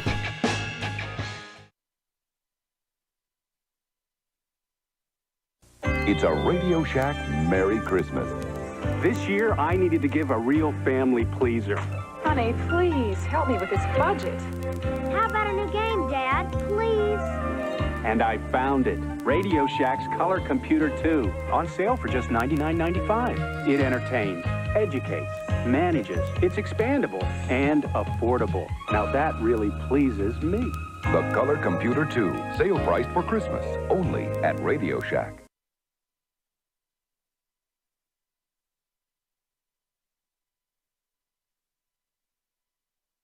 Had her right. Yeah, that's if you want to run at 512. Okay. We are back. We're back. Welcome back, everybody. We're back from the break. I don't know if you guys had heard me mention, but I muted you during the break. So if you guys, whatever you're talking about, you heard it, but I didn't hear it. So, okay. So we are back from commercial. I got something I want to show you guys. I have something new and exciting. And I'm going to tell you what's going on right now. So I think you guys, most of us at least, are aware of the fact that I'm trying to evolve the show CoCoTALK into a few other shows like Retro Talk and Geek Talk. And if you aren't aware, the artwork and the logos and the images that we have for this show and for our merchandise and our swag shop, they are all drawn by Joel M. Adams. He's an artist who happens to be the son of Rick Adams, author of Temple of Rom and Shanghai and Bomb. Which one is Bomb Squad? I can't remember. Bomb Threat. There you go. Now working on OmniStar. So it's kind of, there's a Coco connection there, right? So Joel Adams is making all the artwork we see on our merchandise. Well, I asked Joel quite some time ago to come up with some logos for CoCoTALK and Retro Talk and Geek Talk. And we have them, and I'm going to reveal them for the first time anywhere. Now, none of this has been uploaded yet, so they're not available yet, but they will be available as merchandise, but more importantly, they're going to be the logos for the show. So are you guys ready to see the new and improved CoCoTALK logo? Everybody? Drum roll. Drum roll, please. All right, so I need to find my full screen option here, and here we go. What do you think of this? This is the brand new CoCoTALK logo. I like it. It's kind of cool. Classic, but 21st century too. It's different. Yeah. So It has a modern feel to it. it does have a modern feel to it. Is it a ROM pack? Is it a ROM pack? It's not saying it's a Coco project, but it could be. So that is CoCoTALK. And here we have Retro Talk. Look at that. That's pretty cool, right? We got the old screw-on connectors here for the old TV switcheroo boxes, right? Your F connectors, your screw-ons. You got a couple of coaxial connections here. Oh, no, I thought switcheroo was trademarked. All right, so here's a cool little logo for Retro Talk. And then last but not least, we have one for, that's CoCoTALK. Hold on. And here's Geek Talk. I like this one. Look at that. Like an old TV and a microphone and everything. That looks pretty cool, right? Mm-hmm. Sure does. Yeah. So where's the logo for Troll Talk? It's got the picture of two angry Muppets on it, so that's the one. So the computer under a bridge. Down by the river. In a van at the bridge. Down by the river. That's where you're going to wind up. And James Different says, if you really want to make money from YouTube, try adding cat talk and dog talk and horse talk. The dagger in Retro Talk. I'm not sure if that's a dagger. That's just art. I don't know if that. Spade terminals for the switcher box. You put on your TV. Yeah. You can bring it back up, but yeah, if you look at it, you'll see it's got the two spade terminals in them. Yeah, well, I'm having a hard time finding my full screen thing. Here's my full screen thing. All right, so where did it go? Here's Retro Talk. The daggers, these there? Yeah, so you got a coax F connector. Yeah, and these are your spade connectors. Yeah, and these are like for the old screw. Yeah, because this actually looks like one of those boxes, right? The RF switch box. Every time I saw that box, I thought to myself, I need a screwdriver. Yeah, right? And so this actually is the RF switch box. So you've got your different inputs and outputs and your screw-ons. And got it's one just, for your incoming TV and then one for your computer. Yeah. So that's kind of cool, right? It's retro. And it's all done by the same artist who's done all of our other artwork so far. So cool stuff. So I like it. And I want to thank Joel for doing that. Actually, he has the switcher behind the T and the A. Oh, yeah. The switch is right back here. Where you switch it back and forth. Yep. Slider. Yeah. Now, if we did a show called Troll Talk, could we still have trolls trolling Troll Talk? Absolutely. Trolls trolling the trolls, talking about trolls 24/7. Yeah. Oh, so Rick Adams just joined in. He says, wow, Joel's been busy. Yes. And so, so Joel, he has a life, and I can't expect him just to drop everything and make something, but I will send him a message and give him some ideas or some requests. And then when he has the time and the inspiration, because he is an artist, he also needs to kind of just like let the inspiration hit him. So when it hits him, he gives me stuff, and that was kind of cool stuff there. Now, speaking of Rick Adams and Joel Adams, how about we do a real quick look here at a very cool screenshot, if I could find it. I'm trying to scroll through Discord right now. OmniStar. So Rick Adams has put up a new and improved picture of OmniStar. Let me switch back over to that real quick. And I have not played this latest version. But Rick's new game that he's working on called OmniStar is pretty cool. And he's added the picture of the, what is it called? Dodeca. How do you say that word? 5-sided. Dodecahedron? Dodecahedron. There you go. That sounds right. Dodecahedron. So he's added the actual image of it. And it's a really cool game. And if you look kind of at the quadrants of the screen here, in the top left here, you kind of see some text where it's telling you that the bad robots are moving from node to node. These nodes are represented by these different letters. You've got command status over here when you are typing in your different commands. Your inventory or your workspace is down here.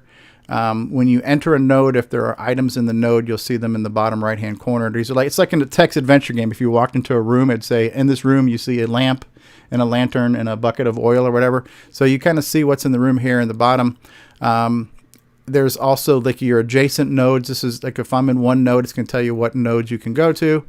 Tells you the name of your current node and the percentage of your node. Here's your health status bar and the OmniStar status bar. And it's kind of a cool game because you are a hacker. You're moving from node to node, and you have to find these programs. You load the programs. They end up being in your inventory over here on the left, and you have to figure out through trial and error what the programs do by executing them. And so, and I kind of relate it to some of the flasks in Dungeons of Daggorath. You know, some flasks will hurt you, some flasks will heal you, some flasks will do damage to the bots that are in the room. Those are like the bad guys. Some flasks will do damage to the node itself, and you have to try to take out all the nodes. And as you take out these nodes, the percentage of OmniStar goes down. So it's a lot of moving around, avoiding bad bots in the systems, finding programs, seeing what the programs do. So to me, it reminds me of a text adventure, a little bit of a role-playing game, a little bit of Dungeons of Daggorath, and it's pretty cool. So I have been trying a few different versions of it. This latest version that's got the map is new. So it's kind of cool. So look for, you know, coming soon, a new game from Rick Adams, OmniStar. And it's pretty cool, right? All that node talk reminds me of FidoNet. Yeah, here's Grant Leedy. Is this show still going? It provides good entertainment when taking a dump. Okay. And unfortunately, my soundboard's not working yet. I'm going to have to send this one off to Gopher Retro to get it repaired. Here it is, speaking of dumps. All right, soundboard just came back. Okay. So that was cool, and that was going on in Discord, and we talk about Discord, right? So there's a link to our Discord server if you're not familiar with Discord and you want to chat with us during the week. We have text conversations going on, kind of like an IRC chat happening all the time. We have voice conversations going on randomly all the time. So, you know, Discord's where all the Coco people hang out, so you might want to check that out. All right, so that was my little reveal of some new artwork. So hopefully that'll be available in the swag shop soon as new t-shirts and mugs and stuff like that. And it's kind of cool. I like it. I've got news to cover, but before we cover some news, I thought we might want to have a quick host discussion because if I could find my webpage, a kind of an interesting topic came up. And I also want to share with you guys another kind of cool group on Facebook that we've just been invited to, and it's kind of got some crossover. And I think these some members of this group might be good people to join us on a future retro talk. But this is a group that's called Vintage Gaming and Operating Systems. And Jeff Wood is a guy who invited me in, and he's been I think he's maybe somewhat new to some of the Coco and MC10 groups. But he was asking about podcasts. He goes, are there any Coco podcasts? Are there any Coco media shows I could share in my group? And we told him about Coco Crew and CoCoTALK.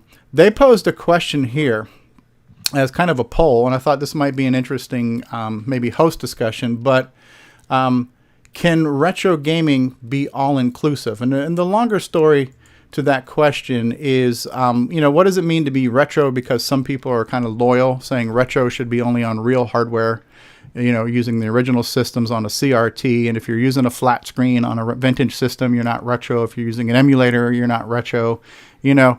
And so some people have a very pure point of view on what it means to be a retro person and be part of the retro hobby.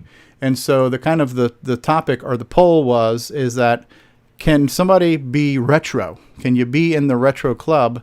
by not necessarily being a purist on only original hardware. Would we, like for us in the CoCo community, are we okay with people? Oh shit! Did Tandy do that? Bam.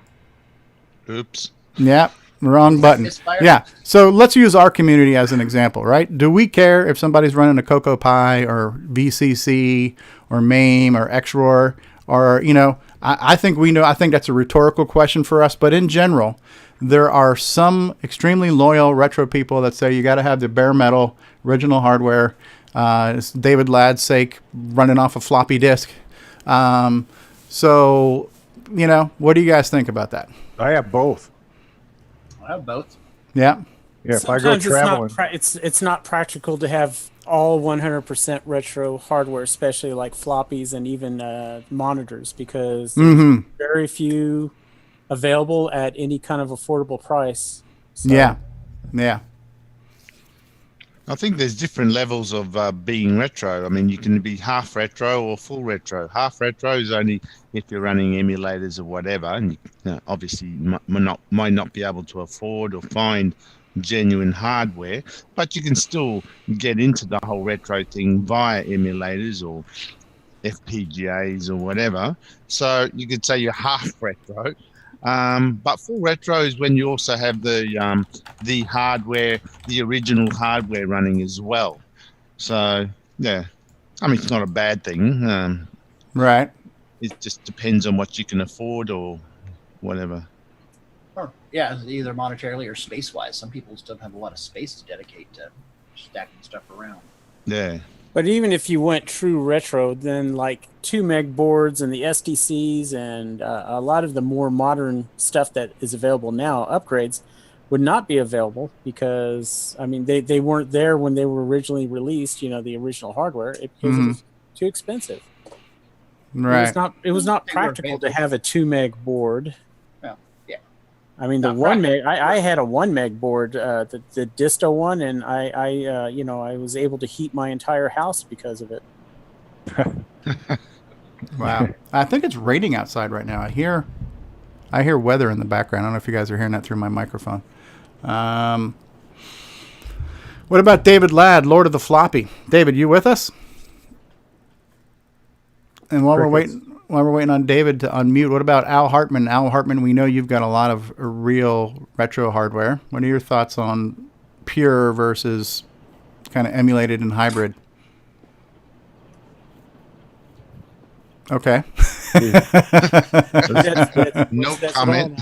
More crickets. All right. So Rick Adams says, you can take my CoCo SDC when you pry it from my cold, dead hands.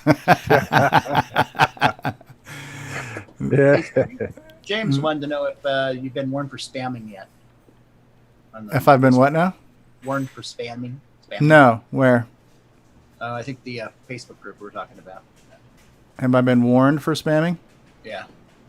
No. On this Facebook group here, the Vintage Gaming System? Yeah. No, because Jeff actually invited me to that group, and Jeff is the one who shared the post. Matter of fact, I asked him to share our show today, so it wasn't coming from me. Oh. So, yeah. Have you had any trouble? I have not had any more butt hurt or complaints about spamming any groups recently. What does James Diffendaffer say? He's saying, I built the first 128K RAM upgrade for the CoCo 1, but the RAM was too expensive to justify buying the RAM for it. That would have been back in the day. Yeah. You know, I had a RAM disk, 128K for my Model 1, CoCo. And I had software to put, I think there were, was it 64K banks? 2 of them? Or 4 banks of 32. I don't know. It was fun. When you turned it off, all your work went away. Yeah, true. James Jones says, those who can maintain them, awesome. More power to them. But some components just aren't available. Does Pure preclude non-Tandy hardware even available in period? Yeah. So yeah, if it's a third party, is that even pure? Because back then you had like the J&M disc controllers and all kinds of other stuff, right? So Burke and Burke, distos. So I think it does. I think a third party or what? It's still the retro because it's all going into a color computer, a real color computer. So yeah. Would that include a Gorilla Banana printer? Yeah. I got a Gorilla Banana monitor and Gorilla Banana diskettes for elephants. Wow. Did you get that printer inside your Coco, Ron? No, I never had one. I just thought it was an interesting name at the time. Gorilla Banana, huh? Printer is the same as the Tandy Line Printer 7. Oh, yeah? They're a Seikosha. It was made by Seikosha. Oh. Right. Saved on moving parts by only having one pin and hammer. Wow. One pin, so it wasn't even a 9-pin. Did that pin have to like? No, it was a rotary. It was a rotary? Yeah, it rotated around and it'd strike. It was like the DMP 100s. Really loud. The Gorilla I heard of had only had one pin, as I remember. Maybe it was somebody else's. So I've seen rotary ones too. So. Curtis is saying that Gorilla Banana used to have full page color ads. They did. Yeah, so some people are talking about the vinyl experience too, like with music. Like, do you need to listen to music from the 1950s on the original vinyl with a turntable, or can you listen to the digital version of it? Is it the same experience? And are there some, hearing some of the imperfections of like the popping and hissing sounds of the needle and stuff? And the fidelity. The wow and flutter. If you have popping and hissing, that means you never took care of your records very well.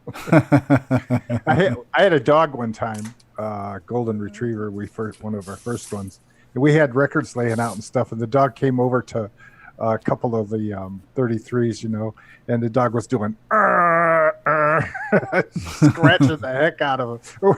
Wait, don't stop. I had all my records in a stereo stand with my stereo on it. And there was enough gap above the record albums that were sitting on their sides that the cat would climb in there, hang out. I decided that made a great scratching post. So all the top of my albums have cats. Oh, wow.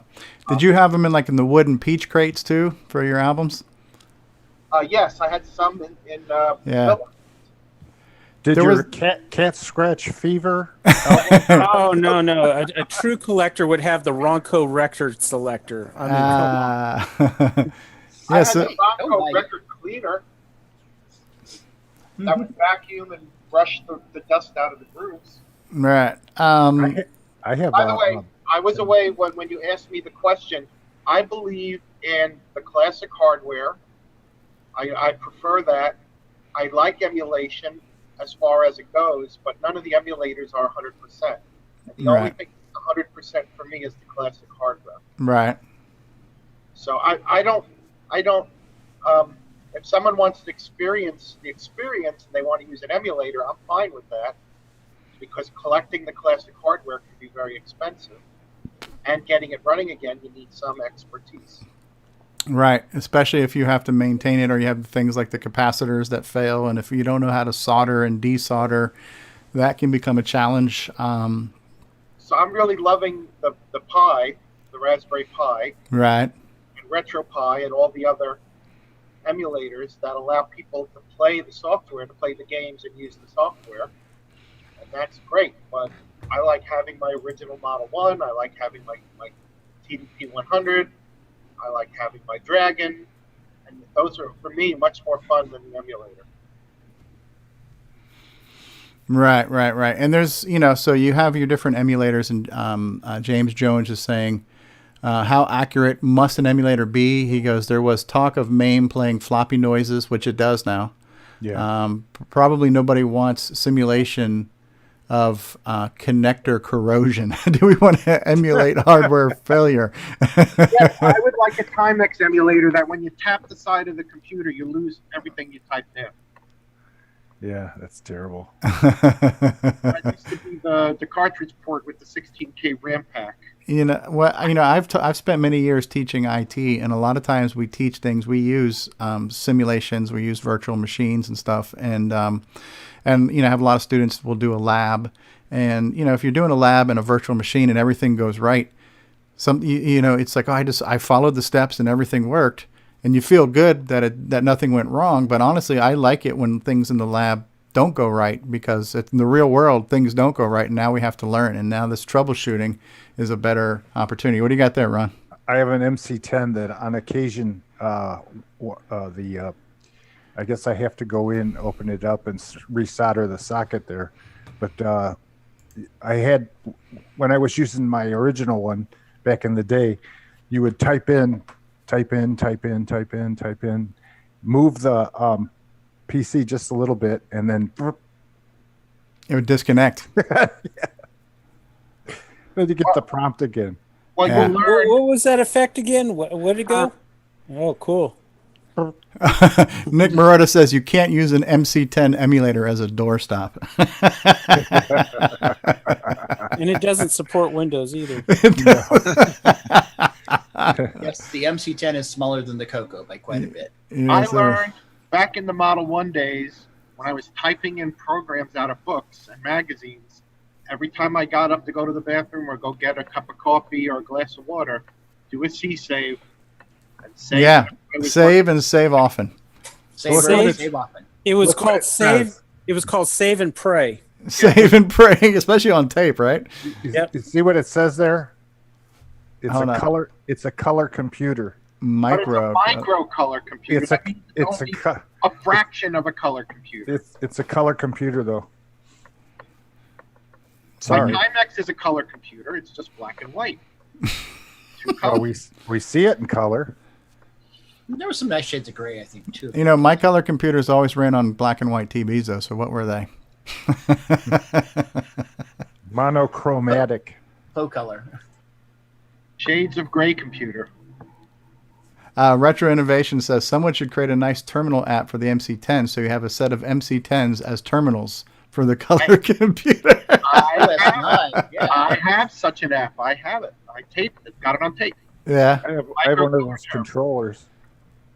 I have one of those controllers with the rotary dial and all the inputs in the back. They're all DINs. Yeah. Wow.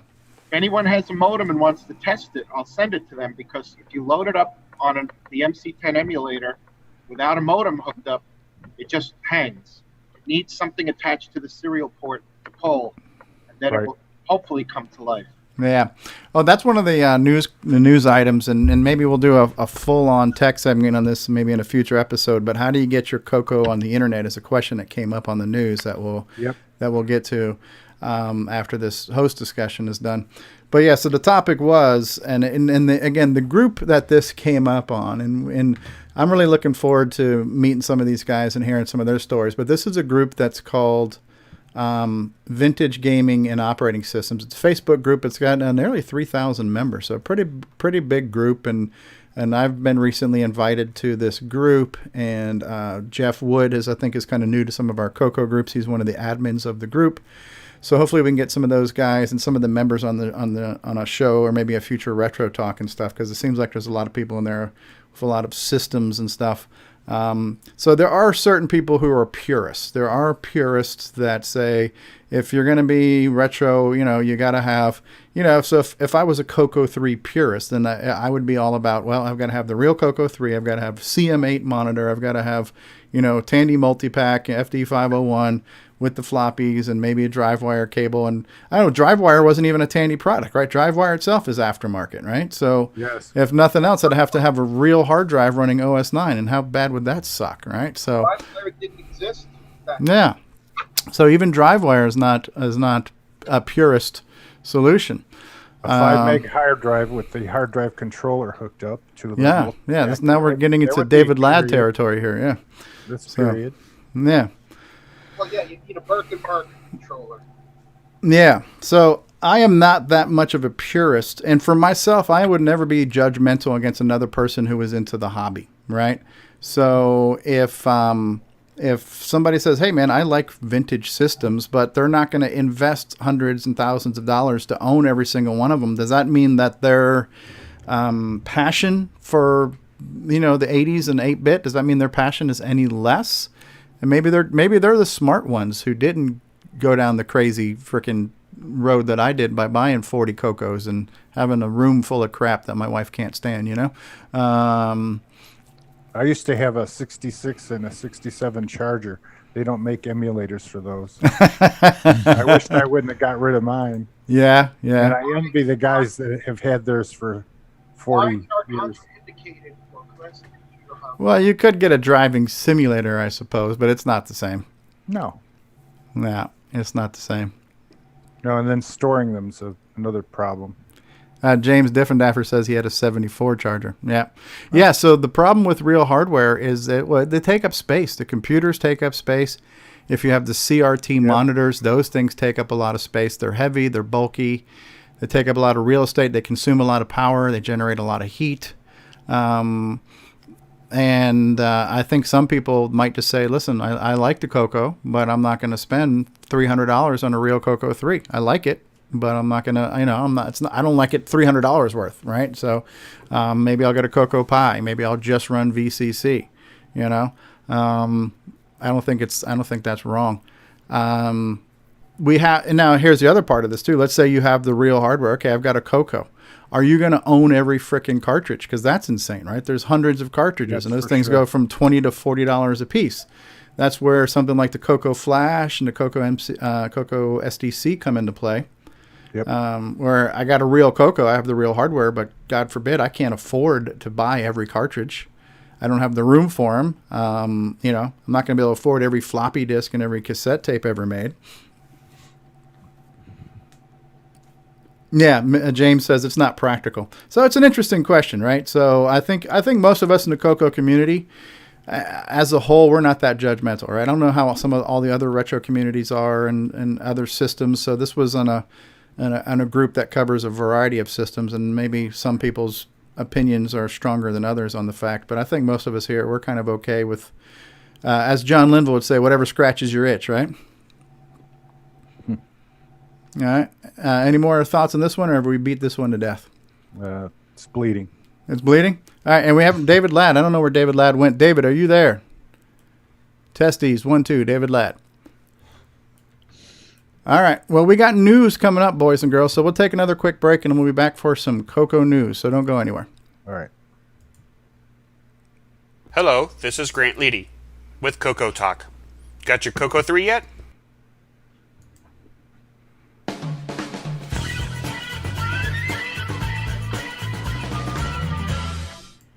Hi, this is the award-winning Alan Huffman of Subby the Software, and you're watching Stevie Fall Off Cliffs. Hey, have you got your Coco 3 yet? Hi, this is Rick Adams, author of Temple of Ram and Shanghai, and you've tuned into CoCoTALK, the nation's leading live talk show featuring the Tandy color computer. What's going on, everybody? Original Gamer Stevie Stroh here, and if you're a fan of vintage computing and retro gaming, then you're going to love our retro swag shop at 8bit256.com. There you will find custom designs by Instagram artist Joel M. Adams. You can get I'm a Coconut, CoCoTALK, and other cool video game images on a t-shirt, coffee mug, or mouse pad. So if you love retro, then head on over to the retro swag shop at 8bit256.com today. Tell them the Original Gamer Stevie Stroh sent you. Radio Shack has a great gift idea for the whole family. Fast action TV games, and they're on sale. Get this 6-game model for $29.95 or the 4-game model for $21.95. With rising entertainment costs, that's a real bargain. You play hockey, tennis, squash, and more. Easy to hook up and great family fun that lasts all year long. The sale price TV games. Only at Radio Shack, a Tandy company. All right. Well, we are back, and we've been joined by a legendary video game designer, Mr. Rick Adams is with us. Hello, Rick. How are you? Hello. Can you hear me? We can hear you. Okay, great. Yes. So, welcome to the program, Rick. And I don't know if you wanted to chime in on our previous host discussion about, What is your definition of retro? Ah, right. Yeah. Well, I'm ecumenical. Well, my focus is mainly if I'm developing a game, I need to feel reassured that it's going to work on actual hardware. If I can get it to work on an emulator, that's nice, but it isn't really the proof of the pudding yet. Mm-hmm. So as long as I know for sure that it'll work correctly on real hardware, then I don't care if you're using an emulator or not. So that's just sort of my, focus on that. I wonder if we said the right thing when we were describing your dodecahedron or whatever the heck it was. That was correct. Was it? Okay. Yeah. Dodecahedron. Yeah. Where's the 12th side? It's flattened. Right, so a dodecahedron is like a 12-sided die. Mm-hmm. They use a Dungeons and Dragons analogy there, but all of the corners and all the points, those are the nodes, and those add up to 20? Yeah. So let's see. Yeah, I've heard it described as like a soccer ball. But Yeah. I think actually a soccer ball isn't actually a dodecahedron. No, it's made of pentagons. Well, so is a dodecahedron, isn't it? I don't know. I don't know. Oh, maybe not. I don't know. Anyway, I don't care. I don't care about soccer. I just care about my game because I'm selfish. Yes. Are you proud of your son? Yes, I am. Yes. Cool artwork. I didn't even know he was doing that. So Yeah, and he's very independent. I never know when he does anything. So yeah. And it's one of these things where he does great work. I appreciate what he does. I don't give him any pressure. I just ask him for the favors, and when he's able to, he delivers them, and he's always given us pure gold, Mm-hmm. So I love what he does. I like his style. It's cool stuff. So these images will probably be the logos for some of the future talk shows and things like that. Oh, so James Jones says, if you're explaining this to a retro gamer, say the dodecahedron is like the map on Hunt the Wumpus. Yeah, that's exactly what it is. Yeah. Yeah.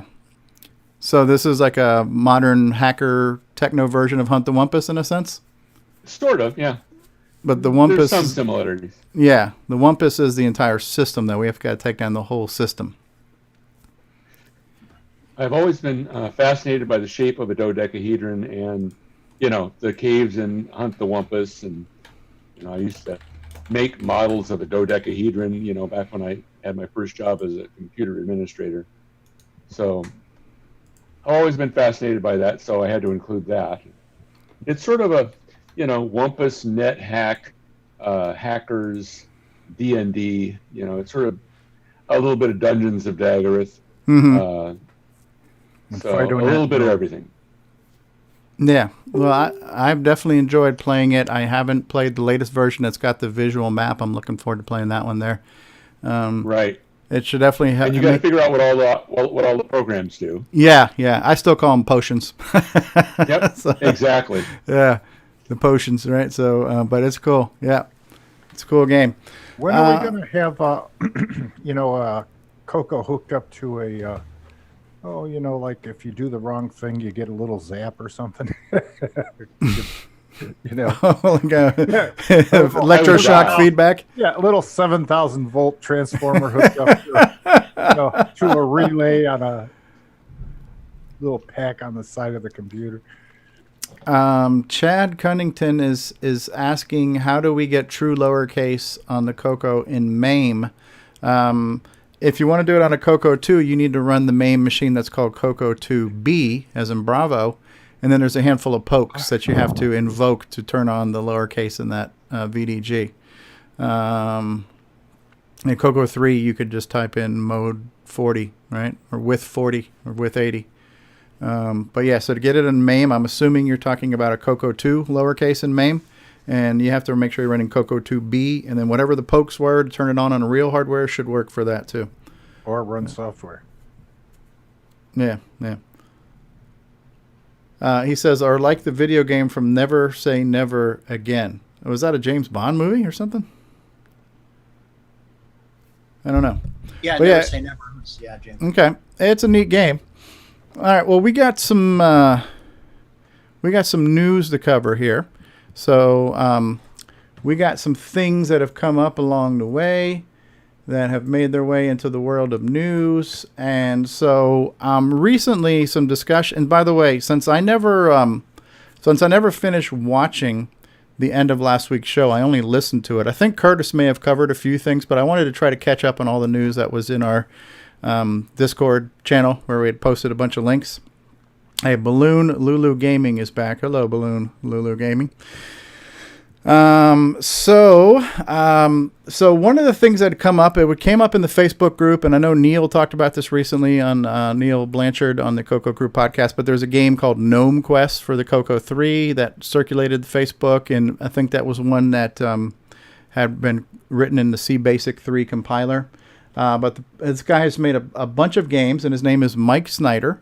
And he made a bunch of games for T&D Software, and he's got a pretty cool website where you can get most of these games that they have been released to the public domain.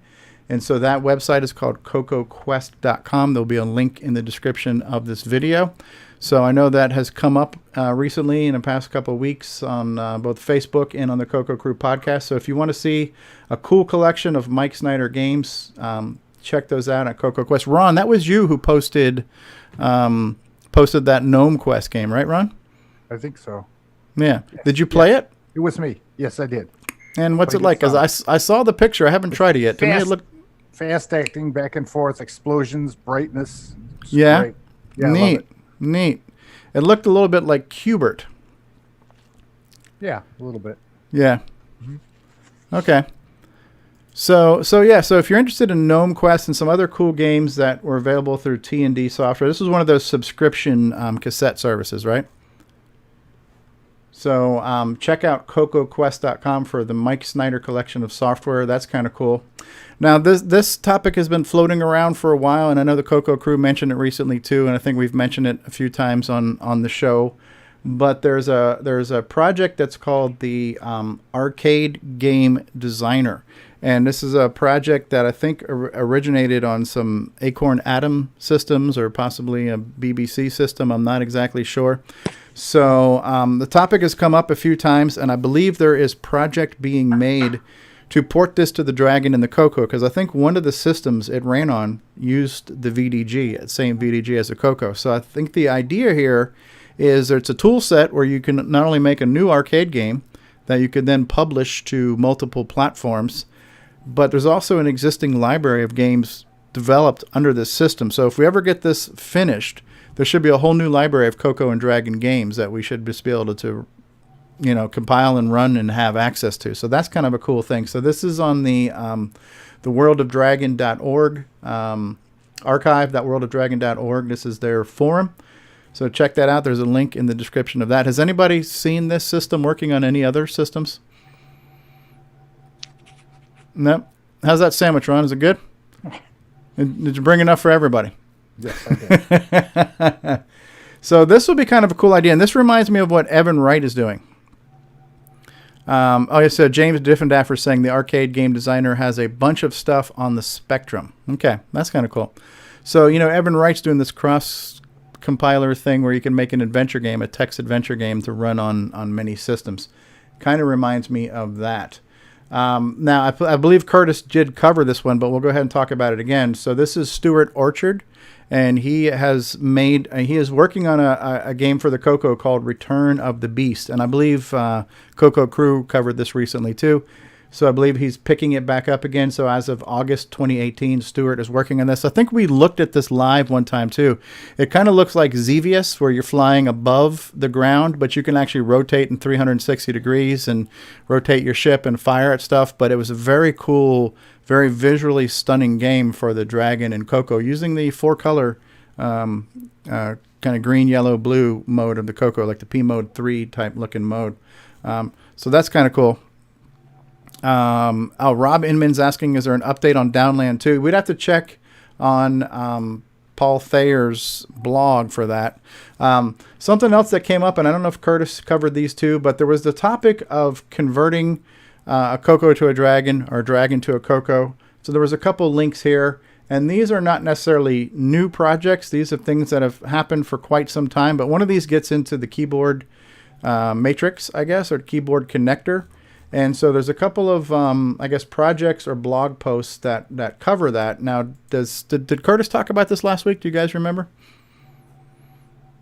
No? A lot of shaking heads there. A lot of muted microphones. Okay. So I know this had came up, and I know when people talk about, well, what would be a cool hardware project? Well, one of those was suggested. How can we make a Coco like a dragon, or vice versa?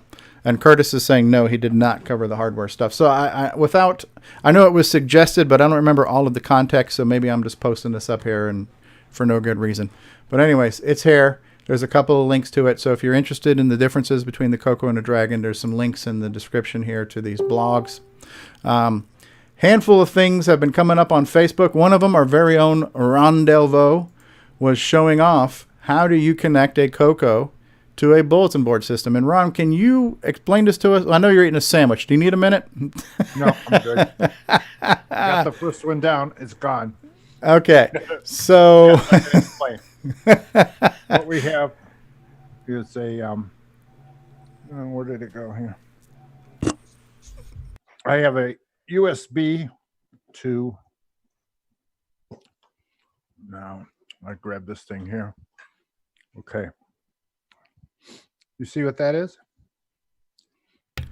Yeah, it looks like a USB serial adapter with a DB9 connector on it or whatever. Well, you don't use that. Okay. What you use is this. Okay, that's a 25-pin one. Yes. Okay, 25-pin serial that's plugged into what, RS-232 pack? That is correct. Okay, and that's going to the other end of what? And that goes to my USB. Here. USB to serial adapter? Yeah, to a Windows PC. Okay, and then what's happening on the Windows PC? On the Windows PC, I have a program called S-Term, and this is what it looks like. That little one right there. And basically, this allows your serial ports to be used by the serial to USB connector. And I'm on COM7. Basically a bridge Ethernet to serial. Yeah, exactly. I'm on COM7, and it hooks up to the Coco. I have Twilight Term on. Mm-hmm. Which is Sockmaster's terminal program, right? Right. And let's see if I have the COM set incorrectly. I have to set it to 19.2, I think. There. You see it? I see it, yeah. I see it. Okay, so I'm gonna hit now. Yeah, I could actually type in here on the Coco. Let's see, I have a shaky finger. That's what she said. I could type in on the Coco, or I can go to this program here, and it says Internet, and I just type in the name of the BBS, and that would be right here. Does anyone know the name of the BBS? I don't have it. It's what the Neil Blanchard one? Yes. What's it called? I can't remember it. Anyway, so I won't be able to go on. But basically, this is how you launch it. Internal Affairs. Yes. Okay. Here.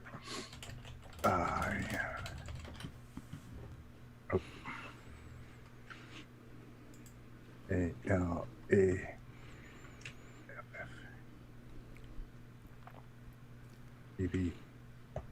BBS.com.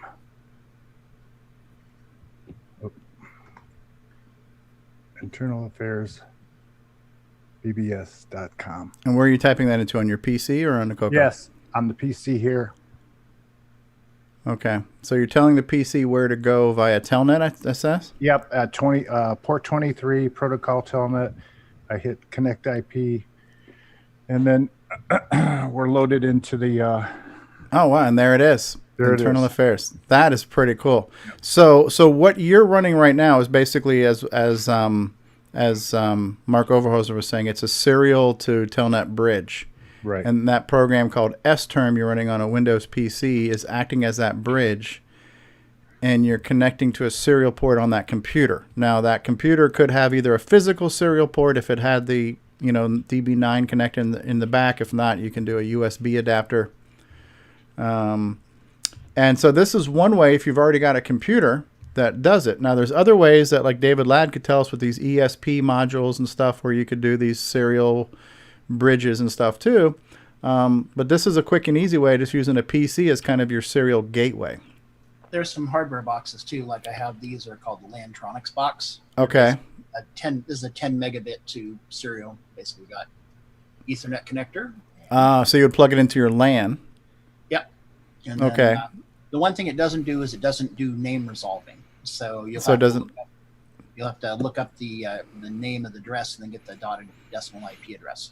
I see. So it doesn't have any DNS client, so you couldn't type in eternalaffairsbbs.com. You'd have to kind of like ping it, see what its IP address is, and then. So what you do is like type in ATDT space in the IP address. Yep, that's what you do. And in that box, you set the baud rate to match whatever your system is. Yeah, actually, these are set to 96 right now, but there's actually interactive mode where when it first boots up, you send it a bunch of X's and it'll go into configuration mode, and then you can change the baud rate and stuff. You can also change it through a telnet connection to it from the network side as well. Okay, so there are some little magic boxes that you could then. So at the end of the day, though, we need to start by plugging in a serial cable to our CoCo. And we either plug that into the Bitbanger port, which is the direct serial port, or if you've got an RS-232 pack, or if you've got one of the modern systems like what Jim Brain is making or what Ed Snyder's making too. But you need a physical serial connection on your CoCo, and then that's got to plug into something else that is able to resolve serial to IP for us.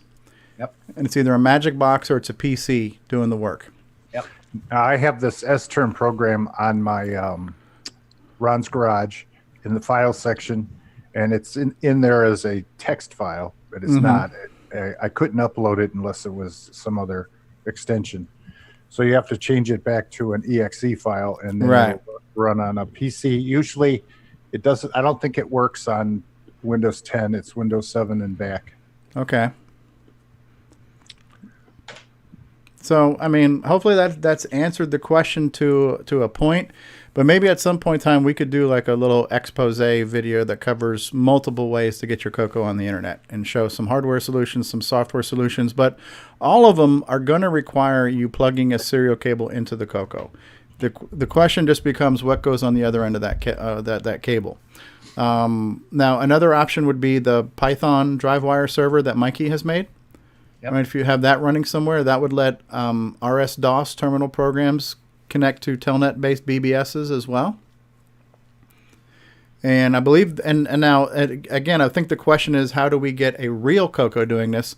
If you're running the CoCoPi, it's a little bit easier, right? Because CoCoPi would have a built-in DriveWire server running on it or the PiWire server. So there's a few ways we could do it in the CoCoPi, but that's not a real CoCo. What are you getting there, Ron? You're doing www. some type of graphics? I'm pinging my internet, what do you call it? My website where, oh, shoot. Ron broke the internet.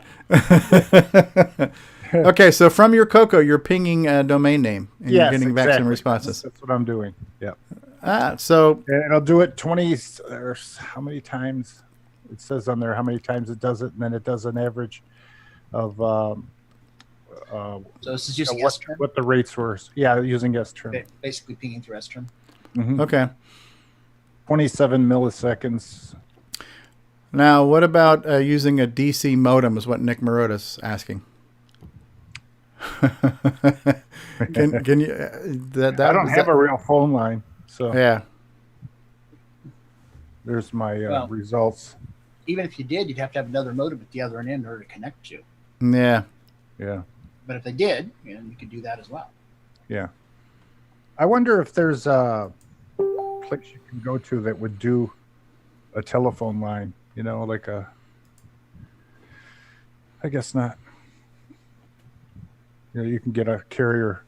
Yeah, well, there was, they had talked about this on a CoCo Crew. There was like a phone line simulator, some little magic box that would give you the dial tone that became kind of like a null modem bridge for more than one system that only had a modem. Like if you didn't have a null modem cable and you had real modems, there was some type of box that you could connect two computers to that became like your dial tone simulator.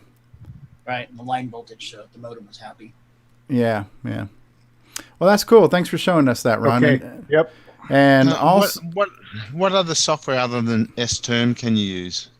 I don't know of any other myself. There's one called TCP, TCP Link. What is it called? Jim Brain actually wrote the original one. TCP SER. And so it runs on Windows and I think Linux. It'll let you basically build a TCP serial bridge. And right. There's two. So. Okay. Cool. Yeah, we just need to make it easy for people to connect without delving into the all that intricacy. Yeah, that's right. The Alan Ladd territory. Yeah, David Ladd. So yeah, David Ladd. Right. Here is our very own Curtis Boyle. Praise the Lord. We got Curtis in church here. This was Ron Delvaux putting Curtis's picture up on. How big is that screen there, Ron? And notice there's no one in the audience, so that everyone out. He cleared them out, right? It's a church thing, he said. So they saw the devil, did they? Demon seed. Armageddon has arrived. It's 10 feet by 18 feet long. Oh yeah, my that'll God. do the job. That's neat though, and that's using the high color routine that Sockmaster wrote to take a BMP file and put it on a CoCo. Right. So that's Curtis on a CoCo on an 18-foot screen. Yep. Now, is this considered to still be retro, or is this no longer retro? It's a TV set. It's still a TV. Rob Inman says, "Worst CoCo Fest ever. No people." That's neat. You've shown us some pictures before. Yeah, you've shown us some pictures before of you getting your CoCo up on that big screen. Was that a Cocoa Pi you used for that? Yes, because the HDMI. It's HDMI. Yeah. And if I had a kangaroo, what do you call it? The boomer. Oh, the switcheroo. Yeah, I could use the switcheroo with the actual hardware, but I don't have one. So. Right. I'm limited to either highly advanced high-tech stuff like the Cocoa Pi or the retro. Yeah. Well, you guys tell me if you want to see this whole segment. I think this is worth watching. Ron Delvaux also posted this recently this week in Facebook. Ron's a busy beaver when it comes to keeping us all up to date on what's going on in retro on Facebook. But this is the Computer Chronicles. What's his name? Stuart Schiffey, is that his name? Yep. And he's supposedly the keynote speaker that's going to be at Tandy Assembly this year. And this video has circulated. We've all seen it at one time or another. Curtis Boyle is saying, Nick Marentes, he wants to have you have the first massively multiplayer serial-based game. Gunstar is going to become a multiplayer deathmatch. Yes, bring it on. So this is kind of interesting that I don't remember when this was exactly posted, when this episode posted, but they were talking. It was about 1989, 1990. Okay, so even then, they were saying the Color Computer is out of production, but they show a Color Computer users group in California. So do you guys want to see it? You want to see the clip? Yeah. Is it worth playing on the show? Yes. Okay. Yeah, please. Here we go. New products from Tandy and their new company, Grid. Now, if there is any dedicated group of old computer users, it is certainly the people who still love their CoCo, the Tandy Color Computer. We start with a visit to the Color Computer Users Group in Santa Clara, California. Though the Radio Shack Color Computer is no longer rolling off the assembly lines, there are still plenty of happy CoCo users. Nicknamed CoCo by its fans, the Color Computer has been the entry-level computer for over 1 million computer users and programmers. And despite its age, it was first introduced in 1980, it's still being used by many diehards. The keys to continuing that success, is the affection that it has. Does anybody know this guy here? Mark Paulson? And I wonder if he's still around. Nope. I wonder if he's on the mailing list or anything else. Not with glasses like that. Curtis Boyle says that's an earlier patch version by Kent Myers of G-Shell. Okay. I believe that's what we used to call birth control glasses. Birth control glasses. Yeah. Is he Brains from the Thunderbirds? I would feel bad if he's watching the show. Yeah, hey, he's a celebrity. Now, I'd be curious to know if he's still around. It'd be great to reach out to him. I wonder if he's still aware that Coco enthusiasm still exists. Oh, I don't know about. Well, he's not going to have anything to do with it now. We just got rated by Jason Reichert. What was that, Jason? I said I don't know if he'll come on after you've made fun of his glasses. Yeah. I made fun of his glasses, not of him. Well, it was a different time. Yeah. Oh, come on. It's probably cool back then. He was there. We weren't. Yeah. He got interviewed for a big-time TV show on PBS. So roll it.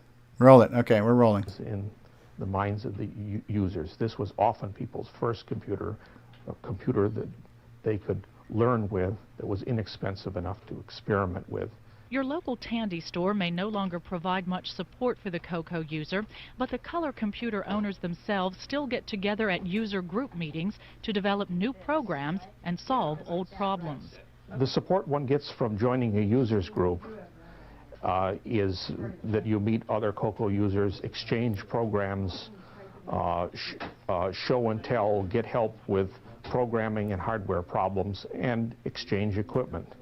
No one can do everything all themselves. Some people are good at hardware, others at programming, and others at putting it all together. In addition to thriving users groups Rainbow. all over the country, the CoCo still has its own magazine called Rainbow. The color computer operates under OS 9, an operating system which provided CoCo owners with multitasking long before Multifinder or Windows ever came out. In addition to its multitasking capability, faithful users have an endless list of reasons why they still use their CoCo. This computer is a computer that can be afforded by any television viewer that assumes that they have electric power and a television set. I chose the CoCo also because of its excellent programming environment, because it is well understood, because it's a modular system, and because there's some excellent software, though some of it has to be purchased mail order. Mail order, since very few computer stores, even Tandy stores, sell Arkanoid. software for an orphan computer. But Mark Paulson says in the end, every PC becomes an orphan. We are part of a dying breed living in the twilight of the CoCo, but so too is anyone else who owns a computer, because the life cycle of these products is very short. But through the loyalty and creativity of CoCo users, the color computer, like the old Royal Portable Typewriter, will never die. For the Computer Chronicles, I'm Maria Gabriel. Now here's you notice that you can tell when someone's new to the community when they say CoCo. CoCo. Yeah. So here's the funny part of this show. So Computer Chronicles came out in the 80s, right? So when you look at the introduction to their show, the production value is pretty much on par with our show 30 years later. So watch this here. The Model 100 from the color computer. Now, sadly, there's no more Radio Shack shows like this. Computer Chronicles. Here we go. Check out their intro.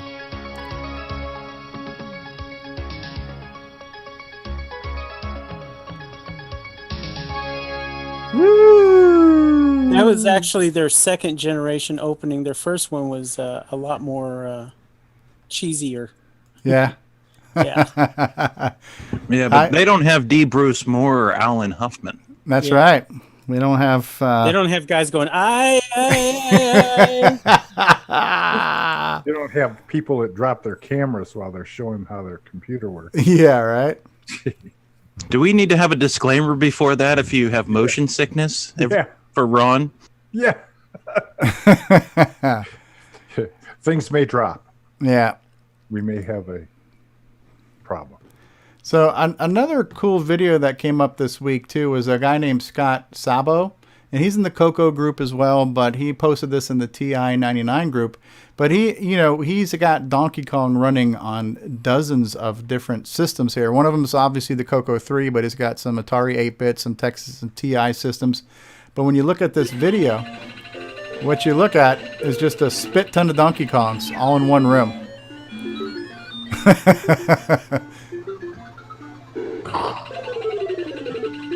Music to your ears, right? Look, that green screen's got to be the Apple II.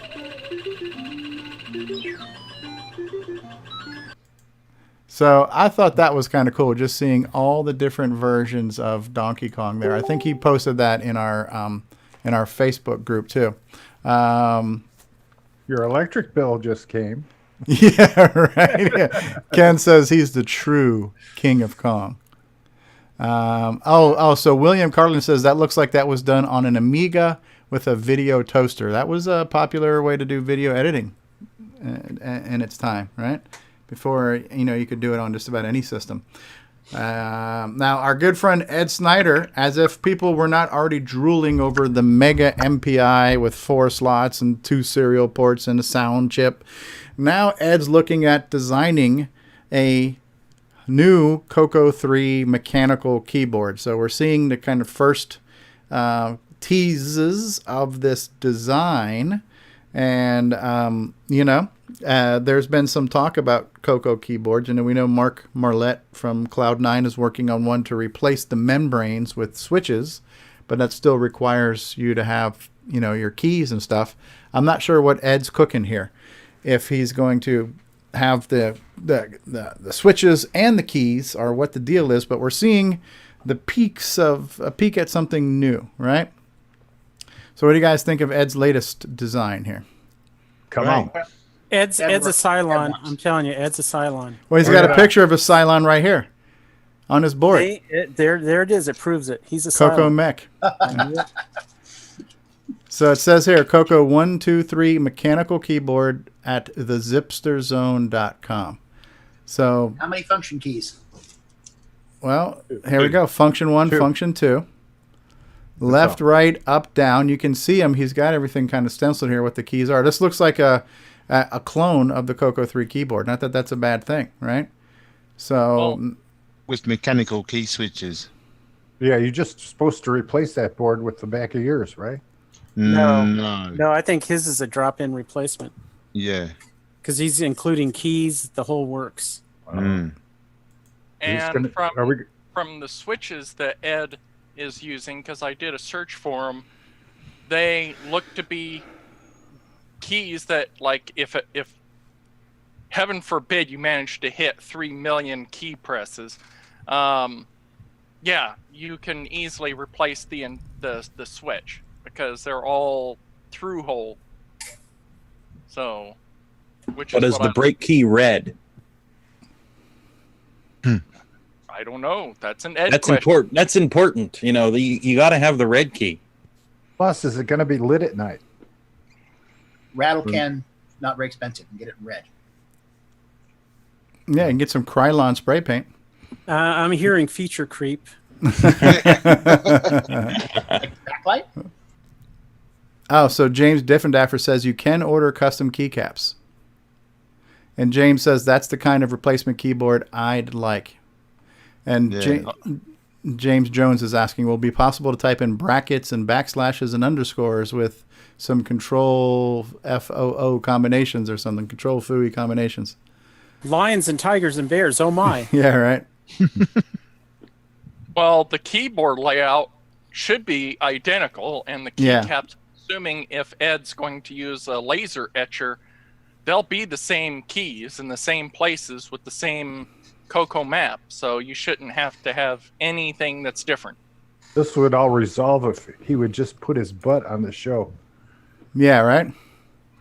Come on. He's got to keep that air of mystery about him. Yeah. So, it looks good. So, like anything else, Ed Snyder will drop a picture on Facebook and gets the whole world drooling over what's next, right? So, Ed Snyder, Cylon of Mystery.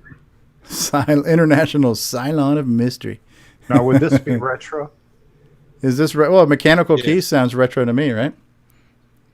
Well, it's going into a real Coco, extending the life of an existing Coco. Yeah, we had the discussion earlier though about pure. You know, that you need to be pure to be retro, and I think it's gonna be harder and harder to be completely pure without modern add-ons. You know. So Well, 20, it's almost 20 as year- retro is buying an HJL keyboard on eBay and dropping it into your existing Coco. Yeah, they were good keyboards. So 20 years from now, we're going to have new plastic cases, new keyboards, new motherboards. Yeah, So yeah. It'll be like 1 in 30 people will have the original. All right. Well, I mean, look at. It'll be like George Washington's axe, you know. Yeah. Yeah, we replaced the head 20 years ago, and we replaced the handle 60 years ago, but it's still George Washington's axe. Hey, there's Grant Leedy. Hey, what's up, guys? What's I'm going doing on? doing a Coco Man thing today. I'm driving while on CoCoTALK. Lunch break.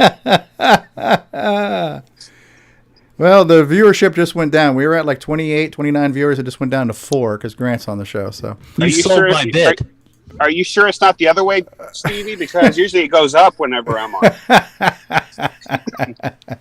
Well, It's all his Russian bots that he has that he pays. Do I sound like collusion here? Is that what we hear? Collusion? Hey, James Diffendaffer is asking you to hit a couple cars. I can't do that. I can't do that right now. I got a police officer right here over on my left. So Hey, police chase. Let's do it. High speed chase. It's great for ratings. yes, that's true.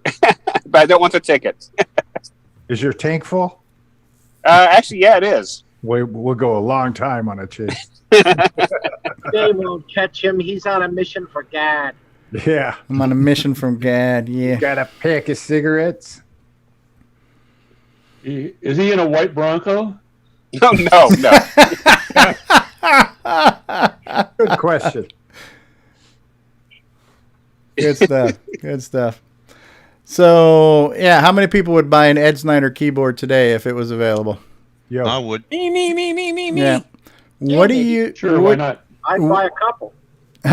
Rob Inman says that Grant Leady's the Demolition Derby program pack live action version. So Pretty soon you'll be able to buy an Ed Snyder computer. With yeah. So what do you think the sweet spot is?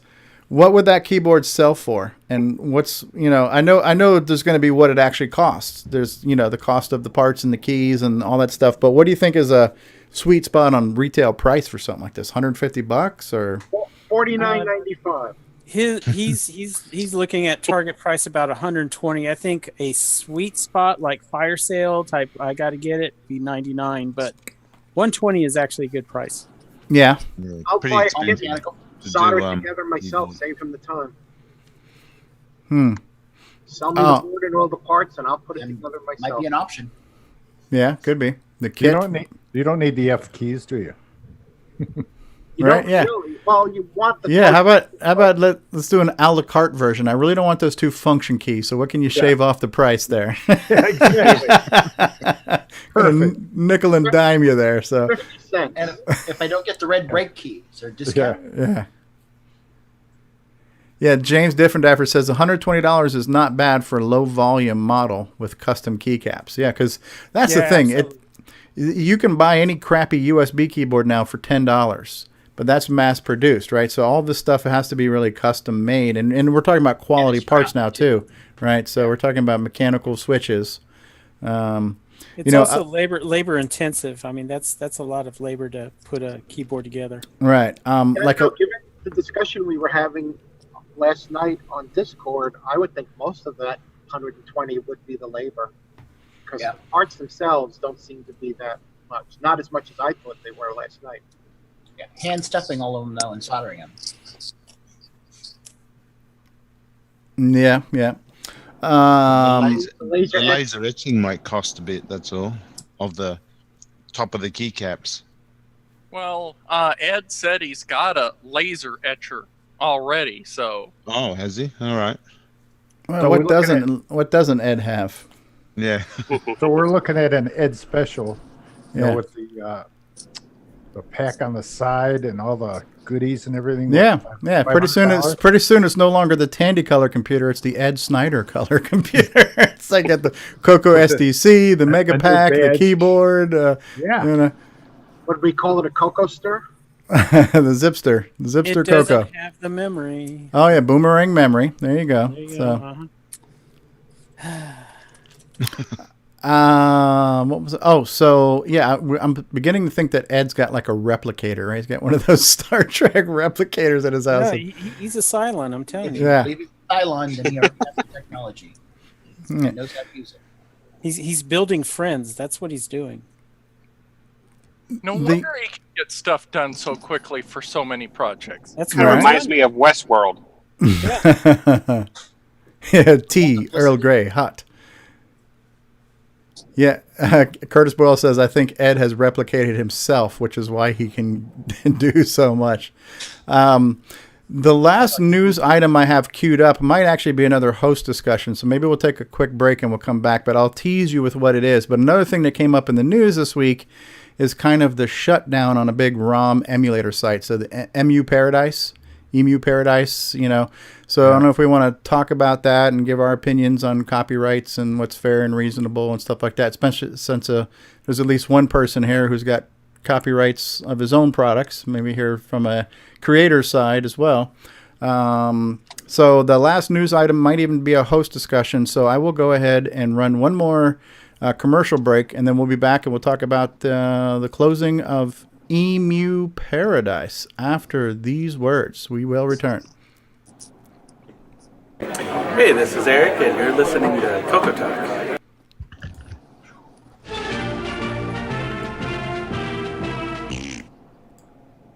Hi, I'm Mike Rowan, and you're watching the original gamer, Stevie Stroh. And when you're done watching, come over and listen to the Coco Crew podcast. Hi, this is John Linville. And Neil Blanchard. We are the Coco Crew. I hope you're enjoying watching Stevie Stroh play video games, especially the Coco games. And when you're done with that, check out our podcast at CocoCrew.org.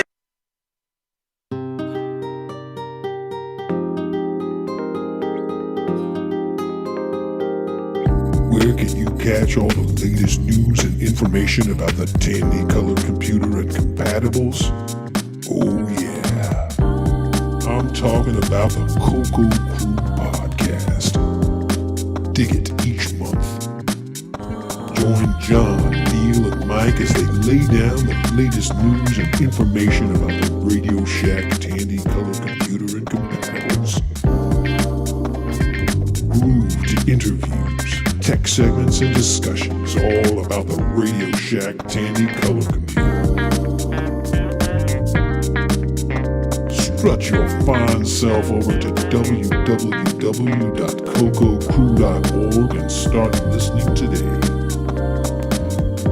The Coco Crew Podcast. Keeping it Coco, dig?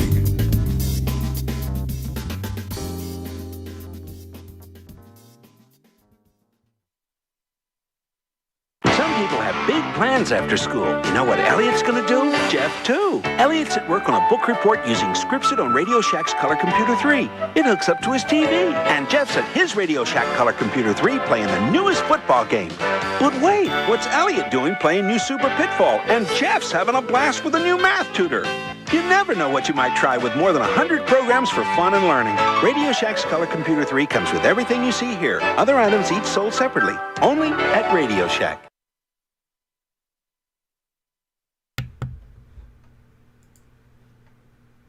All right, we are back from break, and Grant Leedy's here too in the car. And I just want to say, Grant, you did a great job last week, hosting the show, streaming the show, running all the commercial breaks, doing all that kind of stuff, and all you guys. It was great to be a viewer for a day, and to watch it from the other side of the screen. It was kind of neat. So I want to thank you guys for that. It was our pleasure. Yeah, man, pleasure was mine too. One more news item that we just kind of came across here too. This is another friend of the community, but John T. Robbs is showing off his latest gaming PC playing NetHack, which basically I saw this, I go, dude, that looks like Rogue. And doesn't it though? This looks a lot like the Rogue type game here. And so James, John has got this high-end gaming PC running an old MMO type game here. And I asked him about it. I said, it looks like Rogue. And he says it's a descendant of Rogue. It's probably the most popular of the Rogue-like games. And he's been actually looking at porting it to the Coco. Curtis Boyle says it's kind of a sequel to Rogue. But yeah, so this is, I guess, on a PC. And did these things become like what they call the MMOs, massive multiplayer online type games and stuff, or was this still kind of single player? Does anybody know? Because I never played it. I never played Rogue either. I believe NetHack is multiplayer. Multiplayer? That's what it's called, Net. There you go. There, and that would make sense, right? Yeah, and so Curtis says the same thing too. He believes it was multiplayer. So we're going to do another host discussion now, and we're going to now talk about the rise and fall of the website known as, I don't know, not sure if it's supposed to be pronounced MU Paradise or Emu Paradise or Emu or whatever, but it was a very famous ROM site. So for those who run emulators, and a lot of you are probably familiar with MAME, Multiple Arcade Machine Emulator, and downloading games like Donkey Kong and Pac-Man on MAME. Well, where do you get those ROMs? Well, there are websites that host them, and this was one of them. But this is one that's been around for 18 years, and it's now being told to shut down by the man somewhere. So what do you guys think about this and the whole idea of ROMs and copyright and things like that? You're muted, Ron Delvo. Who was the driver of getting this thing shut down? Was there one particular company, or? I believe Magic 8 Ball says sources lead to Nintendo. Well, go figure. From what I can tell, Nintendo is pretty douchey.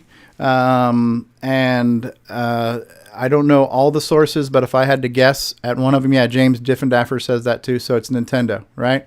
So, and the thing is that Nintendo is still around, right? And you know that Nintendo has released things like the NES Classic and the SNES Classic, and so they still own the copyrights and the and all that kind of stuff, and they're still making new systems on this. So this can potentially cut into their revenue, right? So if anything, Nintendo, if they should just say, all right, well, we're going to pull down Nintendo, but for whatever reason, I guess they're going to possibly shut down the whole site. I'm not real sure, but I think the topic here is how do we feel about ROMs? I think there's lots of there's lots of sides to this discussion, because one of it is historical preservation. Most people are not profiting from this, and for the most part, I don't believe much money is taken out of too many people's hands, other than possibly Nintendo. So what do you guys think about the whole idea of ROMs and copyright infringement versus historical preservation, et cetera, et cetera? Well, if the company's still around, the company wants to preserve its own ROMs, right? Mm-hmm. So it doesn't feel that someone else should have to do that for them, maybe? Say that again? Well, can you go to the dark web and get ROMs if you wanted to, or is there such a thing? Possibly. I've never been on the dark web, so. Me neither. I only hear about it. I don't know what it is or how you get there. You can get anything on the dark web. Anything, so. Yeah. Including a new Coco 3 keyboard? Probably. Probably. Just cost you a kidney. Yeah. Oh, great. I have two. Yeah. So Curtis Boyle says they need to change it so copyright has to be renewed by the owner, and it should lapse into the public domain if it's not. That way, orphanware becomes public domain automatically, but the owners can keep the copyright if they choose. Hey, Bruce Moore has just joined us. Steve Bjork has mentioned before about his copyrights. He goes after all his old stuff because if he lets them lapse, then that might invalidate his future copyrights. Yeah. And there is something to be said if you do own a copyright that if you don't defend it, you've basically given away the right to it. So sometimes you have to. Not only a particular copyright, but if you don't defend something that you wrote 20, 30 years ago, then someone can come after you about something you wrote a year ago and use that against you. That's Steve Bjork's point of view. Yeah, I think that was probably right in the same realm of why the whole Barden books got pulled from the archive. I think that's probably a similar thing because I think he still writes books. Okay. So if he ignores copyrights on old material, he gives up copyrights to new material. He risks, he risks that. Yeah, he risks that a court may find that well, he didn't defend this copyright from 30 years ago, so he can't defend a copyright from more recently, and that's kind of screwy. That's we have very strange copyright laws, and it's just I mean, they keep extending copyright for Mickey Mouse. I mean, that's how it all got screwed up. Yeah. Curtis's point is good, though, because if you don't renew it, then it just lapses to the public domain, and then it's no longer your burden to carry anymore. Just let it go. Yeah. Yeah, it's an interesting thing. So how many people now, once the website's down, how many people now are going to go out and buy a real, I don't know, Pac-Man machine or whatever, so they can play Pac-Man now, or a Nintendo machine? No. Yeah, well, I'm just wondering how much money they're actually going to gain. The Nintendo and all them are actually going to gain by doing this. Well, the thing is, it's the game ROMs themselves, and and they go onto the Nintendo systems, and I think what Nintendo is looking at is, okay, people have all these ROMs running on emulators and stuff, and they're coming out with these classic games consoles with HDMI output. So they feel that, okay, people already have this stuff running on MAME and other emulators. They're not going to buy the consoles anymore, or the new ones. And so they're looking to protect their future. They're protecting their future. They're also protecting future copyrights. And it's been traditionally most of the Japanese market, or the Japanese games, Sega is one of them. They vigorously protect their copyrights. So this is not unusual. I figure that lawyers got a lawyer. Yeah, and that's the other thing. Like I think it's ASCAP or something like that for the music. They have a legal division that that's what they get paid to do, and they don't get it's the artists and the record companies that pay into those lawyers, and that's their job, is to go out and find all this websites that have all their material on there. Yeah. I mean, I'm in favor of respecting copyright. It's one of the lessons I learned later on. When I was a kid, did I get a lot of copied software from my CoCo? Absolutely. That was one of the motivations for getting a computer. Because if I had bought a cartridge-based system like an Atari, there's no way I would have had the software library I had. So when you're a dumb kid, you don't have any moral compass when it comes to accepting free software from your friends, not realizing, hey man, that I'm screwing up the market. I'm possibly, going to make somebody never want to make a new game because he didn't get the sales he was hoping. You don't think about those things when you're a kid, but when you grow up, hopefully you understand that. So I think most of us as adults, and I think those decisions are based on your financial situation. I think a lot of kids now who want to play Minecraft and they can't afford the $26 themselves because they're 10 years old or whatever, they're going to find a hacked copy of Minecraft to play it. And I understand it because I was that kid one day. But when you're older and you've got the money, hopefully most of us as mature adults, we're not going to be just trying to scam the system to get free software, because we're screwing somebody who's now doing it as a hobby or a small independent, production. I believe these things should be preserved, though, too. I think things like the color, because the question on the CoCo group was, what's this going to mean for the Color Computer Archive? And I think a lot of people came to the conclusion that we're kind of under the radar. We don't have software made by Nintendo or bigger studios. So we're probably pretty safe. Well, the Zaxxon up there is Sega's property. Steve Bjork's Zaxxon, I think, is up there. Right. But I think, again, I think we're a small, obscure system that's fairly well under the radar. Well, one thing I wanted to contribute was the company that currently owns the Amiga IP, Cloanto, they make available on the Google Play Store for an Android tablet or an Android phone, if you want to run one of the Amiga emulators for Android, a $2. It's not an app. It's just the ROMs for the Amiga, the Kickstart and the Workbench, so that you can boot up the emulator. Or if you go to their website, they have a $10 package that includes all of the ROMs and Workbenches in an image file. And they are not the encrypted ones that come with Amiga Forever. They're unencrypted.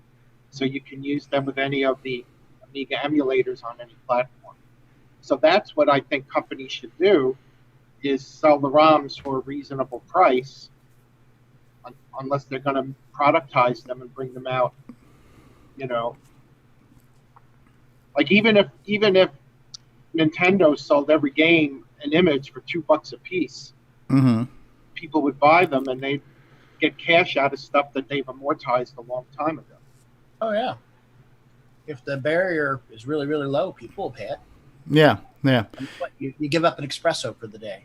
Yeah, and a lot of these collections have been released, like the Atari Vault has been released many times, and there's many volumes of the Atari Vault that contains not only 2,600 titles, but arcade titles and things like that. I have purchased the Atari Vault more than once. I have purchased Sega Genesis collections more than once. You know, I don't mind paying for it because, at that point, you know, in a sense, you can kind of alleviate some of your guilt, because we all know we've gotten a lot of stuff for free. And honestly, the fact that MU Paradise is down now, the effect that has on my ROM collection is none, because I've already got them all, right? So I have every ROM for every 8-bit and 16-bit system ever made, because I've downloaded them. I've been collecting ROMs and emulators for 18 years, you know. So there are people on eBay selling SD cards loaded to the max. Yeah. And to me, that's a douche thing to do. That's a scumbag move, because they don't own that, right? And that's the big thing about MAME. And MAME will not let you distribute MAME with ROMs. They don't want you doing that, because they are not going to get involved in peddling, you know, other people's software. But you can buy a preloaded SD card with RetroPie and all the games preloaded and just plug it in and go and not have Yeah, and you know, that's a slippery slope, because what are you saying here? Are you charging for your time to produce it, or are you charging for the software? Well, they're about $8, so I don't know. Yeah, okay, so at that point there, if you're just charging for the hardware and the service, that's one thing. But if you were trying to sell, and I've seen people sell this. I see it on Facebook all the time, these generic retro systems. It looks like a Nintendo, and it says it plays 500 games.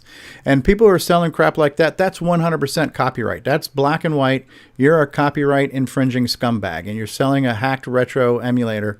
And the fact you're selling it, you should burn in hell. That's how I look at that. That's black and white. Yeah, you see now with Cloanto, who distributes some software with Amiga Forever, they licensed it. They got the rights. So whatever they give you with Amiga Forever is legal and licensed and paid for. So that's like the way it should be. Yeah, I mean, I have ROMs, but I'll still buy things. Like I say, I've bought a lot of Sega collections. I've bought a lot of Atari collections. I have avoided buying an NES Classic because I haven't seen the value in it for me. And I think, and here's where I think too, an NES Classic is catered to somebody we talked about earlier. Are you a purist in retro, or are you an enthusiast in retro? I think something like the NES Mini Classic is for somebody who's really I'm going to tip my toe in the retro hobby. This is cool because it's a turnkey plug-and-play device. I plug it in and I use it, and boom, I'm done, right?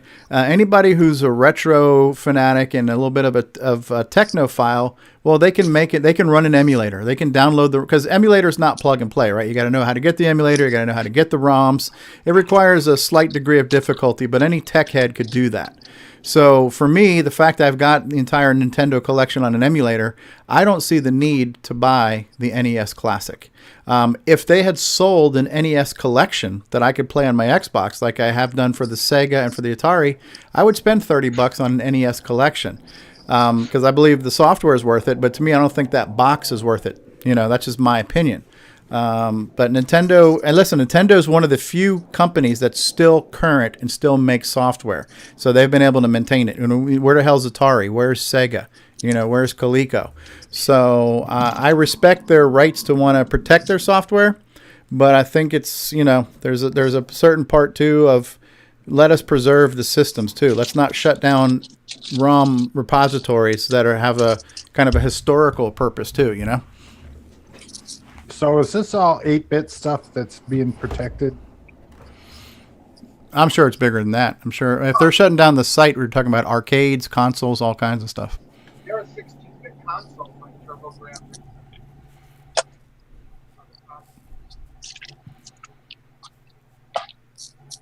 Looks like Grant's in a high-speed pursuit there. Hey, Bruce, how are you? We haven't heard from you. You're muted. You're muted. You're still muted. Back in the Atari ST days, there was a Macintosh emulator called the Magic Sack, and it required you to buy actual Macintosh ROMs. The cartridge. It would not work with an EEPROM. It would only work with the actual Macintosh ROMs. And what you would get is you'd get 64K ROMs that people were upgrading to the 128K ROMs. And Apple caught on to that, and they stopped returning the 64K ROMs to the owners and stopped allowing the service centers to resell the ROMs. So then they came out with the 128K ROM version, and you could use the 128K ROMs, but you still had to buy that from a service center. So a lot of people were just taking them off of bad boards. And again, at least you were trying to preserve the license because the license was in the ROM chip. Yeah. Hey, Bruce, how are you? I think I'm unmuted. You're unmuted. You are. Yay! How's it going, eh? We finally got a Canadian on the show this week. Finally. Oh, really? We're not representing too well this time? No. Curtis is Curtis is working. Yeah. It's actually too hot up here. Yeah. With the CoCo, the copyrights are all over the place. Yeah. Tandy was bought by AST and then bought by Samsung, the computer. So Samsung owns the Tandy IP for the CoCo, but Microsoft owns the BASIC, and Microware owns the Supercolor BASIC for the CoCo 3, the editions. So if someone were to want to do a CoCo clone, and obviously they would clone a CoCo 3, if they were going to, and someone did contact Samsung to try to get a license to the CoCo ROMs, and Samsung was not interested in selling a license at all. They just weren't interested in doing the research and the work. What is the process of putting stuff into public domain? I mean, why can't we just have everything that's Radio Shack Tandy just in the public domain and be done with it? Well, a certain amount of time has to go by, and the company, I would guess the CoCo ROMs are in the public domain by now because no one's defended the copyright. No, they're not. They are owned by AST. But I thought AST was bought by Samsung.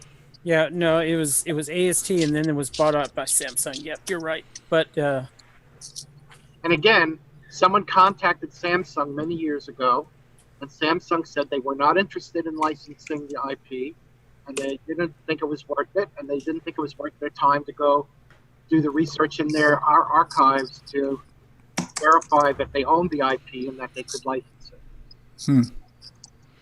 Where'd Bruce go? Is Bruce still there? Hey, I'm still here. Let's hear from Bruce. We haven't heard from you in a while. How you been, Bruce Moore? Pretty good. I decided to get down to my audio station there and get another episode of CoCo Forever cranked out.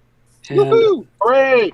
It's Yay! live now. I'm just about to send an email out, hopefully, if I can make it work, to people and let them know. But episode 6 is up and should be up and ready for download. And it has it's sort of like a mini adventure game that's integral to the story, is how this episode opens up. So you actually have to tell Chuck what to do. Should he go here or go there? Should he try this or try that? And that's a significant part of the program. Oh, neat. Yeah. We're a boot to download it. Say again? I said we're a boot to download it. We're a boot. He's using Canadian. A boot. He's a boot to download it. We're a boot. We're a boot to download it. Eh? That's an East Coast thing. Yeah. I'm going to wait for it to show up on one of these MU Paradise or ROM Nation websites. So I can get it. I'm going to defend my copyright. I could buy some straws while I'm at it, too. Straws or Labatt. I don't know, whichever. CoCoForever.gracenote.ca. I've actually got a little teaser I can play since you're here. How about we do that? Oh, okay. Imagine a different world. A world where Tandy Corporation has the upper hand. Where the Coco surpassed all competitors. And all you have to do is travel back in time without making a single mistake. Coco Forever. How does it feel? I'm still believing.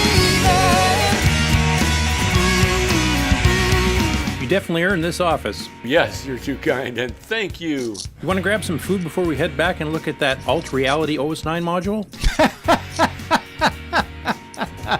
It's only 40 years past due, but yeah, sure. How does it feel? I'm still believing.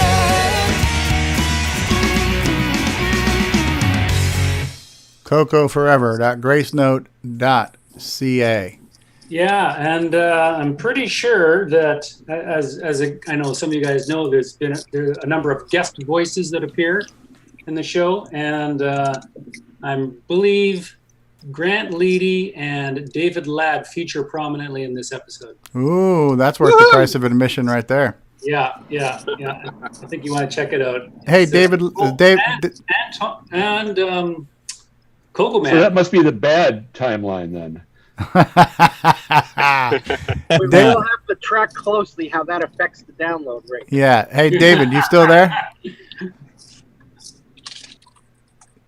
David, are you still with us? Well, he's still Livewire.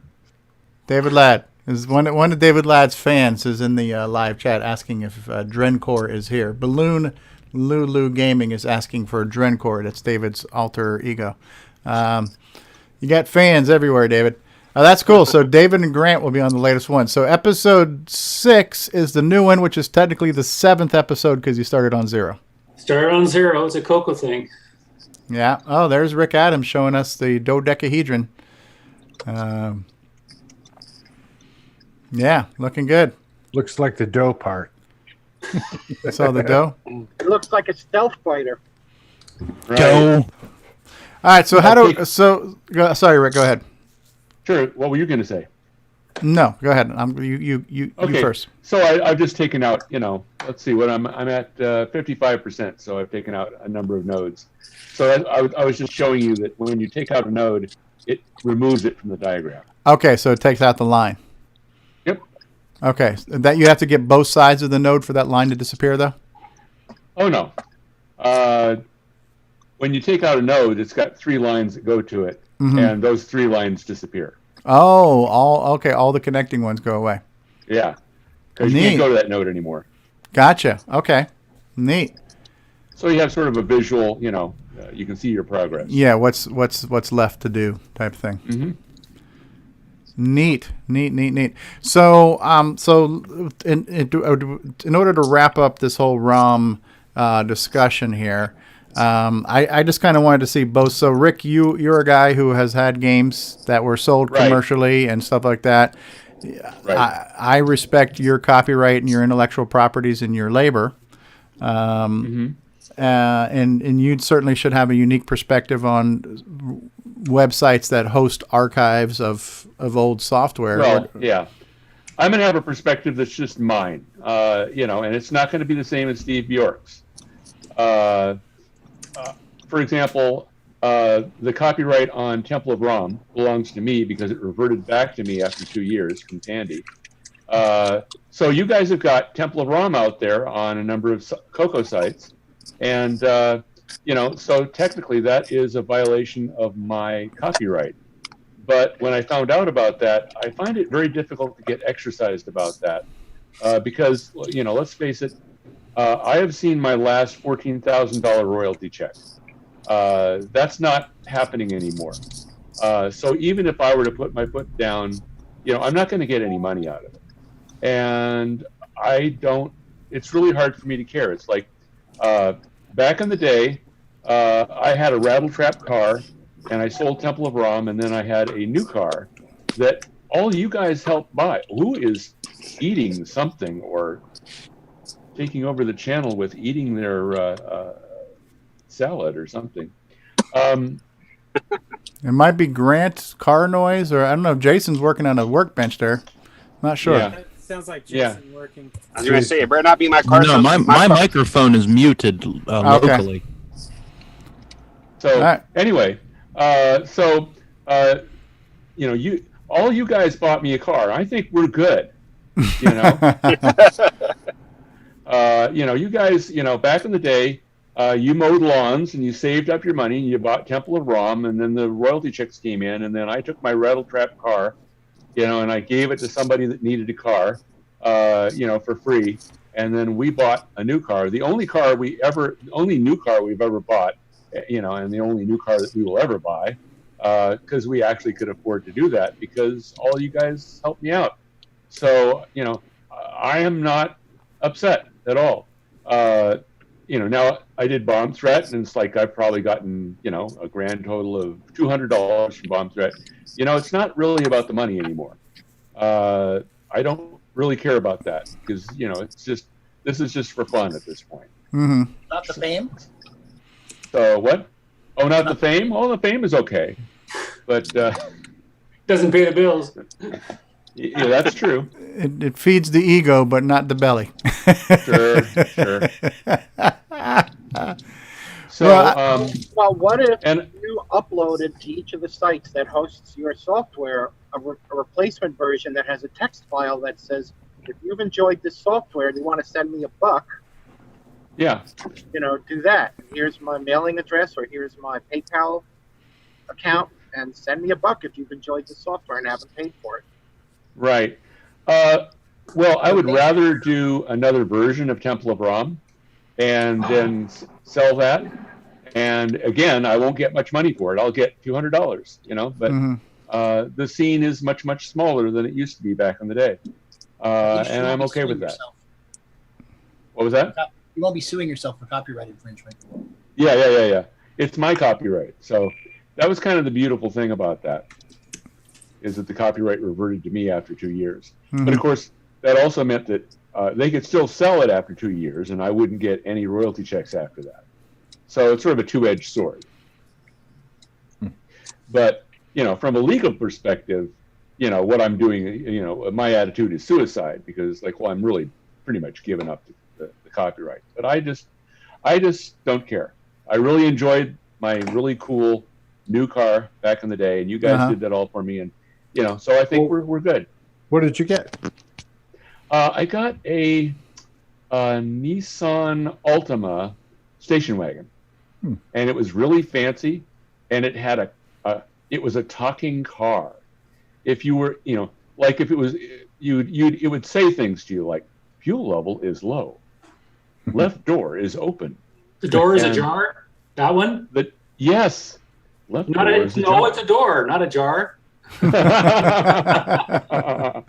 Chrysler came out. That was kind of a newfangled fad that lasted about 15 seconds because that talking car drove me bananas. It's like, oh gosh. Yeah, it's kind of like the voice on a GPS. It's good for the first minute and a half, and then you want to shoot it. Yeah.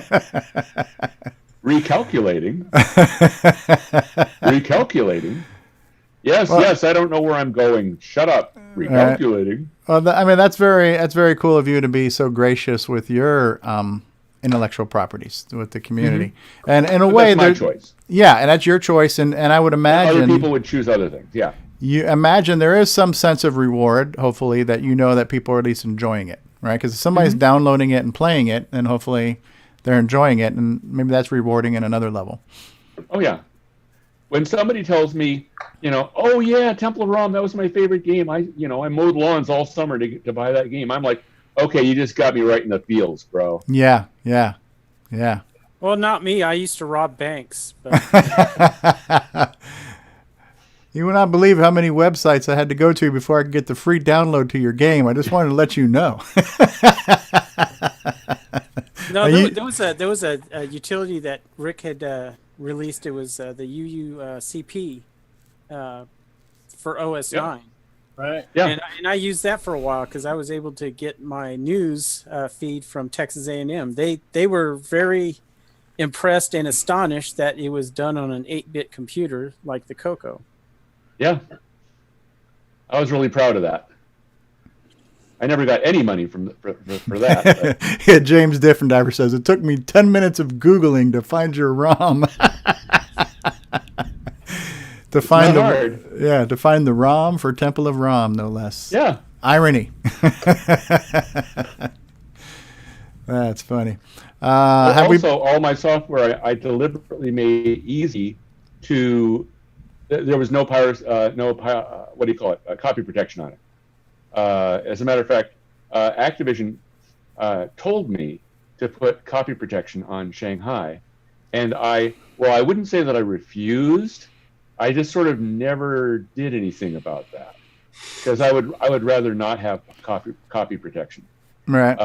The reason being that a lot of people wanted to be able to read off the ROM contents and put it on disk and run the programs from disk. And I wanted them to be able to do that easily. So that's why I made all the code position independent. And, I tried to make it so that you didn't need to do anything at all to copy it. Now that meant, a lot of people, pirated it. Yeah, that is what that meant. But I thought being able to read it off and run it from disk was a sensible thing for people want to do. So, well, what if you got somebody who made a clone of your games and tried to make it better, and then sold it as their own? Did that ever happen in any way? That never happened. I would feel kind of salty about that if somebody tried to do that. A common practice that Steve sort of alluded to was if you had like a shareware thing, like I had a shareware terminal program, you would have companies that would take all that shareware stuff and all that guiltware stuff, and they would put it on a floppy, and then they would sell the floppy. And then somebody says, well, I bought the floppy. I bought this thing. So I don't need to send you $15, right, because I bought it from these. That's not really kosher. So, and a lot of people were pretty mad about that. I thought that was pretty scummy, but there's always scummy people doing things like that. Oh yeah. Curtis Boyle is pointing out that he does have downloads on his site, but all the downloads on the Curtis Boyle Games List website have been approved by the author. That they volunteered to let their things be. And I know that if I asked Curtis to take it down, he would do it. Yeah, because he's an honorable guy. Yep. And I am not asking him to do that. Please keep that up with my blessings. So I'm good. No, that's awesome. All right, so have we beat this discussion to death? I mean, we're taking down a ROM site. I believe a lot of us respect preserving copyrights and intellectual properties, but I don't know. I just think there's something to be said to keep old things alive and preserved too. So I know now that if I need ROMs to contact you. Yes. All right. So that will probably conclude our host discussion. We could probably get close to wrap up the show here. So we're gonna change the discussion here now to the closing ceremony. And as we get ready to wrap up CoCoTALK, is there anything that we missed? Anything that we didn't talk about? You raising your hand there, Mark Overholzer? Yeah. NetHack actually is single player, it says. Oh, okay. It was built on Hack, which was built on Rogue. Okay. Single player, so I'm not sure why it's called NetHack. Anyway, Okay. That should keep the detrimental fan mail down. So. All right. Well, we're pushing 3 hours, but another good show. Is Grant still with us? Grant dropped off. Okay. So Grant dropped off, but we did have Grant join us. So Curtis has been in the live chat. Let's look. I got something to say. Have you noticed? I I posted in Ron's Garage, a guy has a game playing in the background against the wall. On the back of the monitor has LEDs shooting that kind of coincide with whatever's being played on the monitor, which is kind of cool. And then there was another LED TV that blended into the wall. Like when you don't have the TV on, it kind of looks like painting. It's pretty cool. I'm in Ron's Garage right now. So yeah, we'll scroll down. Okay, Samsung QLED HD TV. Yeah. Okay. So let me switch over to full screen. And then if you go down a little further. Okay, so we've got the one TV here that's got where the lights. It's got kind of like a backlight.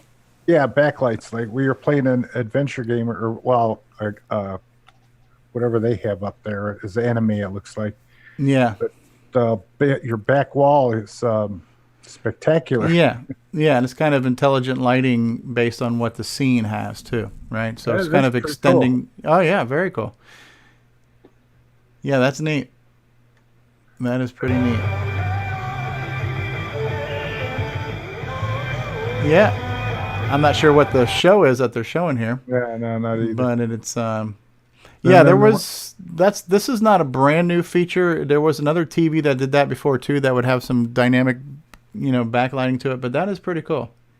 Yeah, I wasn't aware that they had such a thing. And then the one up here does looks like it makes a graphic for your wall when the TV is not on. It blends into your wall. Okay, I'm having a hard time getting this one here to open. Yeah, I think it may just be a screenshot. Okay. So it blends into your wall, so it kind of looks like a painting. Yeah. Yeah, like digital art. Mm-hmm. Yeah. Yeah, and that's we have those at my work in some of our conference rooms, and it looks like it's just a picture. Mm-hmm. And so, yeah, that what that's basically becoming is just one of those giant digital picture frames. It's just the size of now a big screen TV, right? Which I had actually heard that Bill Gates when he had his House of the Future back even like in the 80s, he had things like that where he had digital art on giant custom displays back then where he had the artwork, but the artwork would change. Of course, when he did it, that was like revolutionary and it wasn't a consumer product. But now we've got digital picture frames that would just scroll through slideshows, and even your smart TVs, you could plug in a flash drive with images and it would run a slideshow for you on your TV now. But what's interesting with his is he did it on 640K. That's right, because nobody needed more than 640K back then. So remember that? Yeah, who would ever need more than 640K? Who are these people? Who are these people who need 1 mega memory? That's a Seinfeld moment right there, right? So, Niners. OS Niners, right? So we've had a lot of people in the live chat. We've had Nick Marotta. Retro Innovations has been here. Curtis Boyle, Chad Cunnington, and Ken Reichard. Nick Marotta, Rob Inman has been here. James Jones has been here. James Diffendaffer has been here. Nick Marotta has been here. And Retro Innovations. And Rick Adams is here. And James Jones. And Mr. James Diffendaffer. And Ken Reichard. And all kinds of people in the live chat. Sheldon McDonald was here earlier. And Grant Leedy was here. And James Jones. And Curtis Boyle. And lots of people. I'm scrolling through the live chat here. Retro Innovations. Rick Adams. James Diffendaffer. Coco Man is here. And who else? Ken Make It. And all kinds of people here. Balloon Lulu Gaming has been here. Lots of people in the live chat. Nick Marotta in the live chat. Did we mention Nick Marotta? Rob Inman. Terry Steen was in the live chat. Lots of people. I'm sure I'm missing a few now, but there's so many. CoCoZilla. No adult websites. No adult. No, we had no sexy girl today. No adult. No adult sexsite.com was here today. So yeah, all right, good show, guys. We've just hit 3 hours. I think we've talked about a lot. And plenty more to talk about. James Jones says, fun show and thanks. So what we'll do now is we'll start our first round of closing credits. So if you haven't remembered what you wanted to talk about, you've got at least 2 more chances. So this is the beginning of the end, but it's not the end of the end. So stay tuned.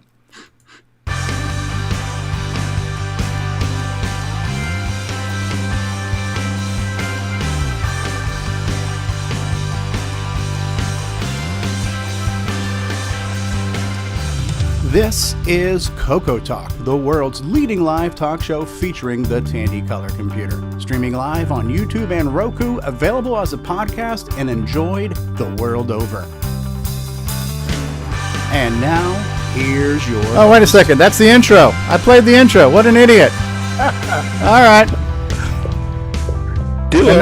Hey, now here's your host. Okay, I'm wondering, because I was wondering why I didn't have the thing of us here. All right, let's try this again. Hey, we got to start the whole show over now. Sorry, guys. Okay. What's the topic?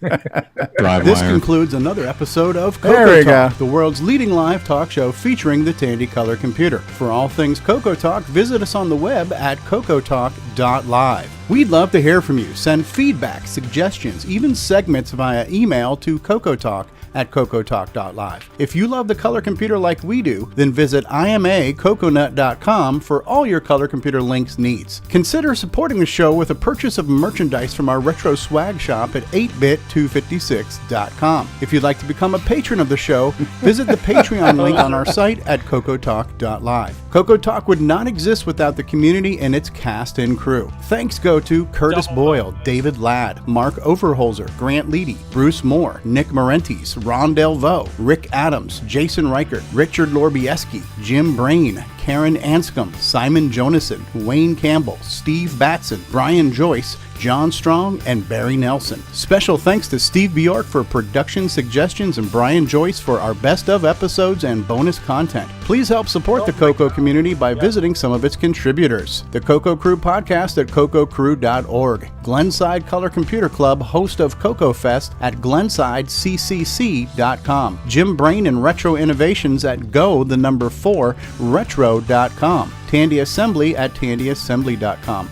Boyson Technologies at BOYSONTech.com. Get your own switcheroo at cocoman.biz and Cloud9 Technologies at cloud9tech.com. CoCoTALK is hosted by Steve Strobridge, co-hosts, technical directors, segment hosts, and producers. I like that guy. Curtis Boyle, David Ladd, Grant Steve Leedy, Strobridge? Mark Overholzer, Ron Delvaux, and Jason Reichert. Production motivation, Steve Bjork. The CoCoTALK theme song is copyright 2008 by D. Bruce Moore and Greg Schalar. Mixed, mastered, and produced by D. Bruce Moore. CoCo forever, people. And let's not forget a very special thank you to Roger Taylor for getting us on the CoCo TV channel on Roku. The three Muggeteers there. The three losers.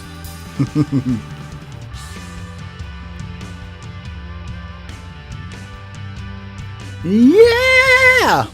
We always miss the high note now because I'm doing a shorter version of the show. All right, well, that was the credits, folks. Have we missed anything? Did we beat it to death? Anything else worth talking about? Have we mentioned Nick Marotta? We have not mentioned Nick Marotta. Nor have we mentioned CoCoTALK After Dark. We have not mentioned CoCoTALK After Dark. Haven't had one in a while, have we? Rob Inman saying, is this level 2? We've made it to level 2. Yes, we have, and nobody's rage quit. So that's a good thing. So how can we get a hold of Nick Marotta? Nick Marotta. How does one get a hold of Nick Marotta? Is there a nickmarotta.com website? Just call 1-900-NICK Marotta. 1-900-NICK Marotta. It's like 1-800-FLOWERS, but this is the chat line. 1-900-NICK Marotta. CNN. Nick Marotta is so cool. I have all of his albums. Just go to nickmarotta.nickmarotta.nickmarotta. / Nick Marotta. Someone needs to ping him. TRS-80 Mike. What is this? Show us your magazines now? So, yeah, he was doing it. He was doing it. Over here. There's Nick Marotta. He's playing the CoCo too, right? Oh, look Everybody's at that. doing it. Oh, the Rainbow Fest and the Rainbow have to express our appreciation to Rick Adams. There we go. Rob Inman says that Nick Marotta is the front man for Journey these days. Is he short? Don't stop believing. Hey, the MC10 magazine. Yeah. Just think that girl now is legal. So, yeah, for all of you, and they're all named different names. Might even be past her expiration date. Yeah, one of her kids is named MC10. The other one's called VDG. The other one's called ESP. So you got one kid named Drivewire. So. and one's named Alice. Alice, yeah, for the other CoCo, right? MC10. Yeah, the 100, Model 100. This is beautiful.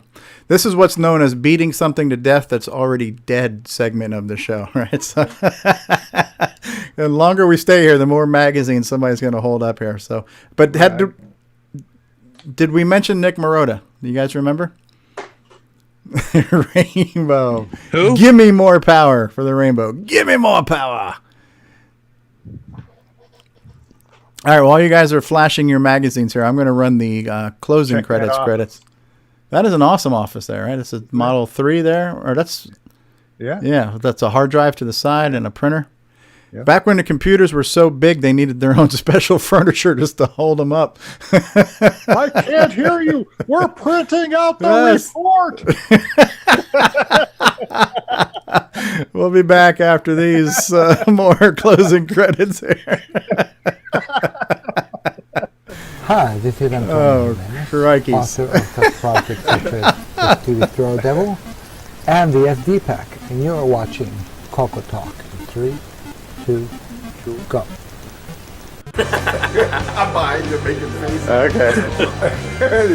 Do you have a script? You're rolling, Curtis. You say whatever the hell you want to say.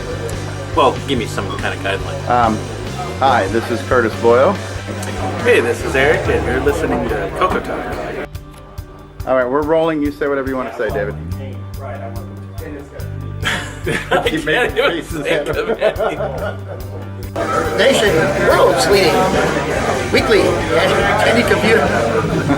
Something like that. Hi, I'm Tim. Playing Daggerith like that idiot from the book. You're watching CoCoTALk. Thank you, David. Now get back up there for 1 second. Oh, jeez. Come on. What? Let's get some dry wire, TTL, ESP. No, we don't need any dry wire or TTL. Hi, it's Curtis Boyle, part of the CoCoTALk crew of people. Hi, we're on Elbow Timberman.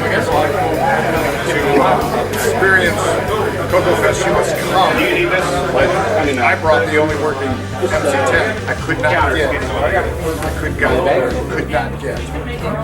Couldn't get a grant. By certain someone you know.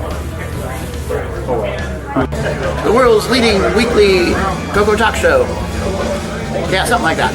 Hi, this is Rick Adams, and I'm the author of Temple of Brahm, Shanghai, and now Bomb Threat, and you're listening to Stevie Stroh on CoCoTALk. 8-slot MPI, floppy drive, Coco SDC, Sound Speech Pack, Orchestra 90, RS-232 pack, modem pack, Super IDE. You start adding all those together if you want them all usable at the same time. Well, guess what? You just went over the 4-slot MPI. There we have it there. And in addition to not crossing the streams, you don't want to go over the 4-slot MPI. These are important rules. So what do you have here? Adventures, the Rainbow Book of Adventures. There we go. The fourth Rainbow Book of Adventures. And this is, Color Computer. Coco. 7. Yeah. Mm-hmm. Welcome to Magazine Talk, the after show of CoCoTALk. Yeah.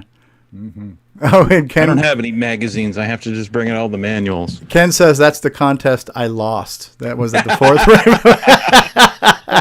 He said, was that his spy there's game? Some truth to that. Yeah. Here's something you don't see every day. What's that? Oh, the modem on the phone on top of the thing, like a teletype, huh? Yeah. Wow. Facts. Now we're going back to VCF West now. My first modem was an acoustic modem. Yeah. It was not Spy, Ken? I wonder which one it was. Cool. Good show, guys. So Ron, you had asked a question about an After Dark, and I don't know. Every time we say, well, maybe we'll have an After Dark, and then I check Discord in the evening, and sometimes it's a ghost town. But doesn't get dark where you live? No, it doesn't. No, I'm in Alaska, so 6 months out of the year. Usually what happens is Stevie has a really big meal and Yeah. then he just goes into a food coma for the rest of the evening. And that does happen, yes.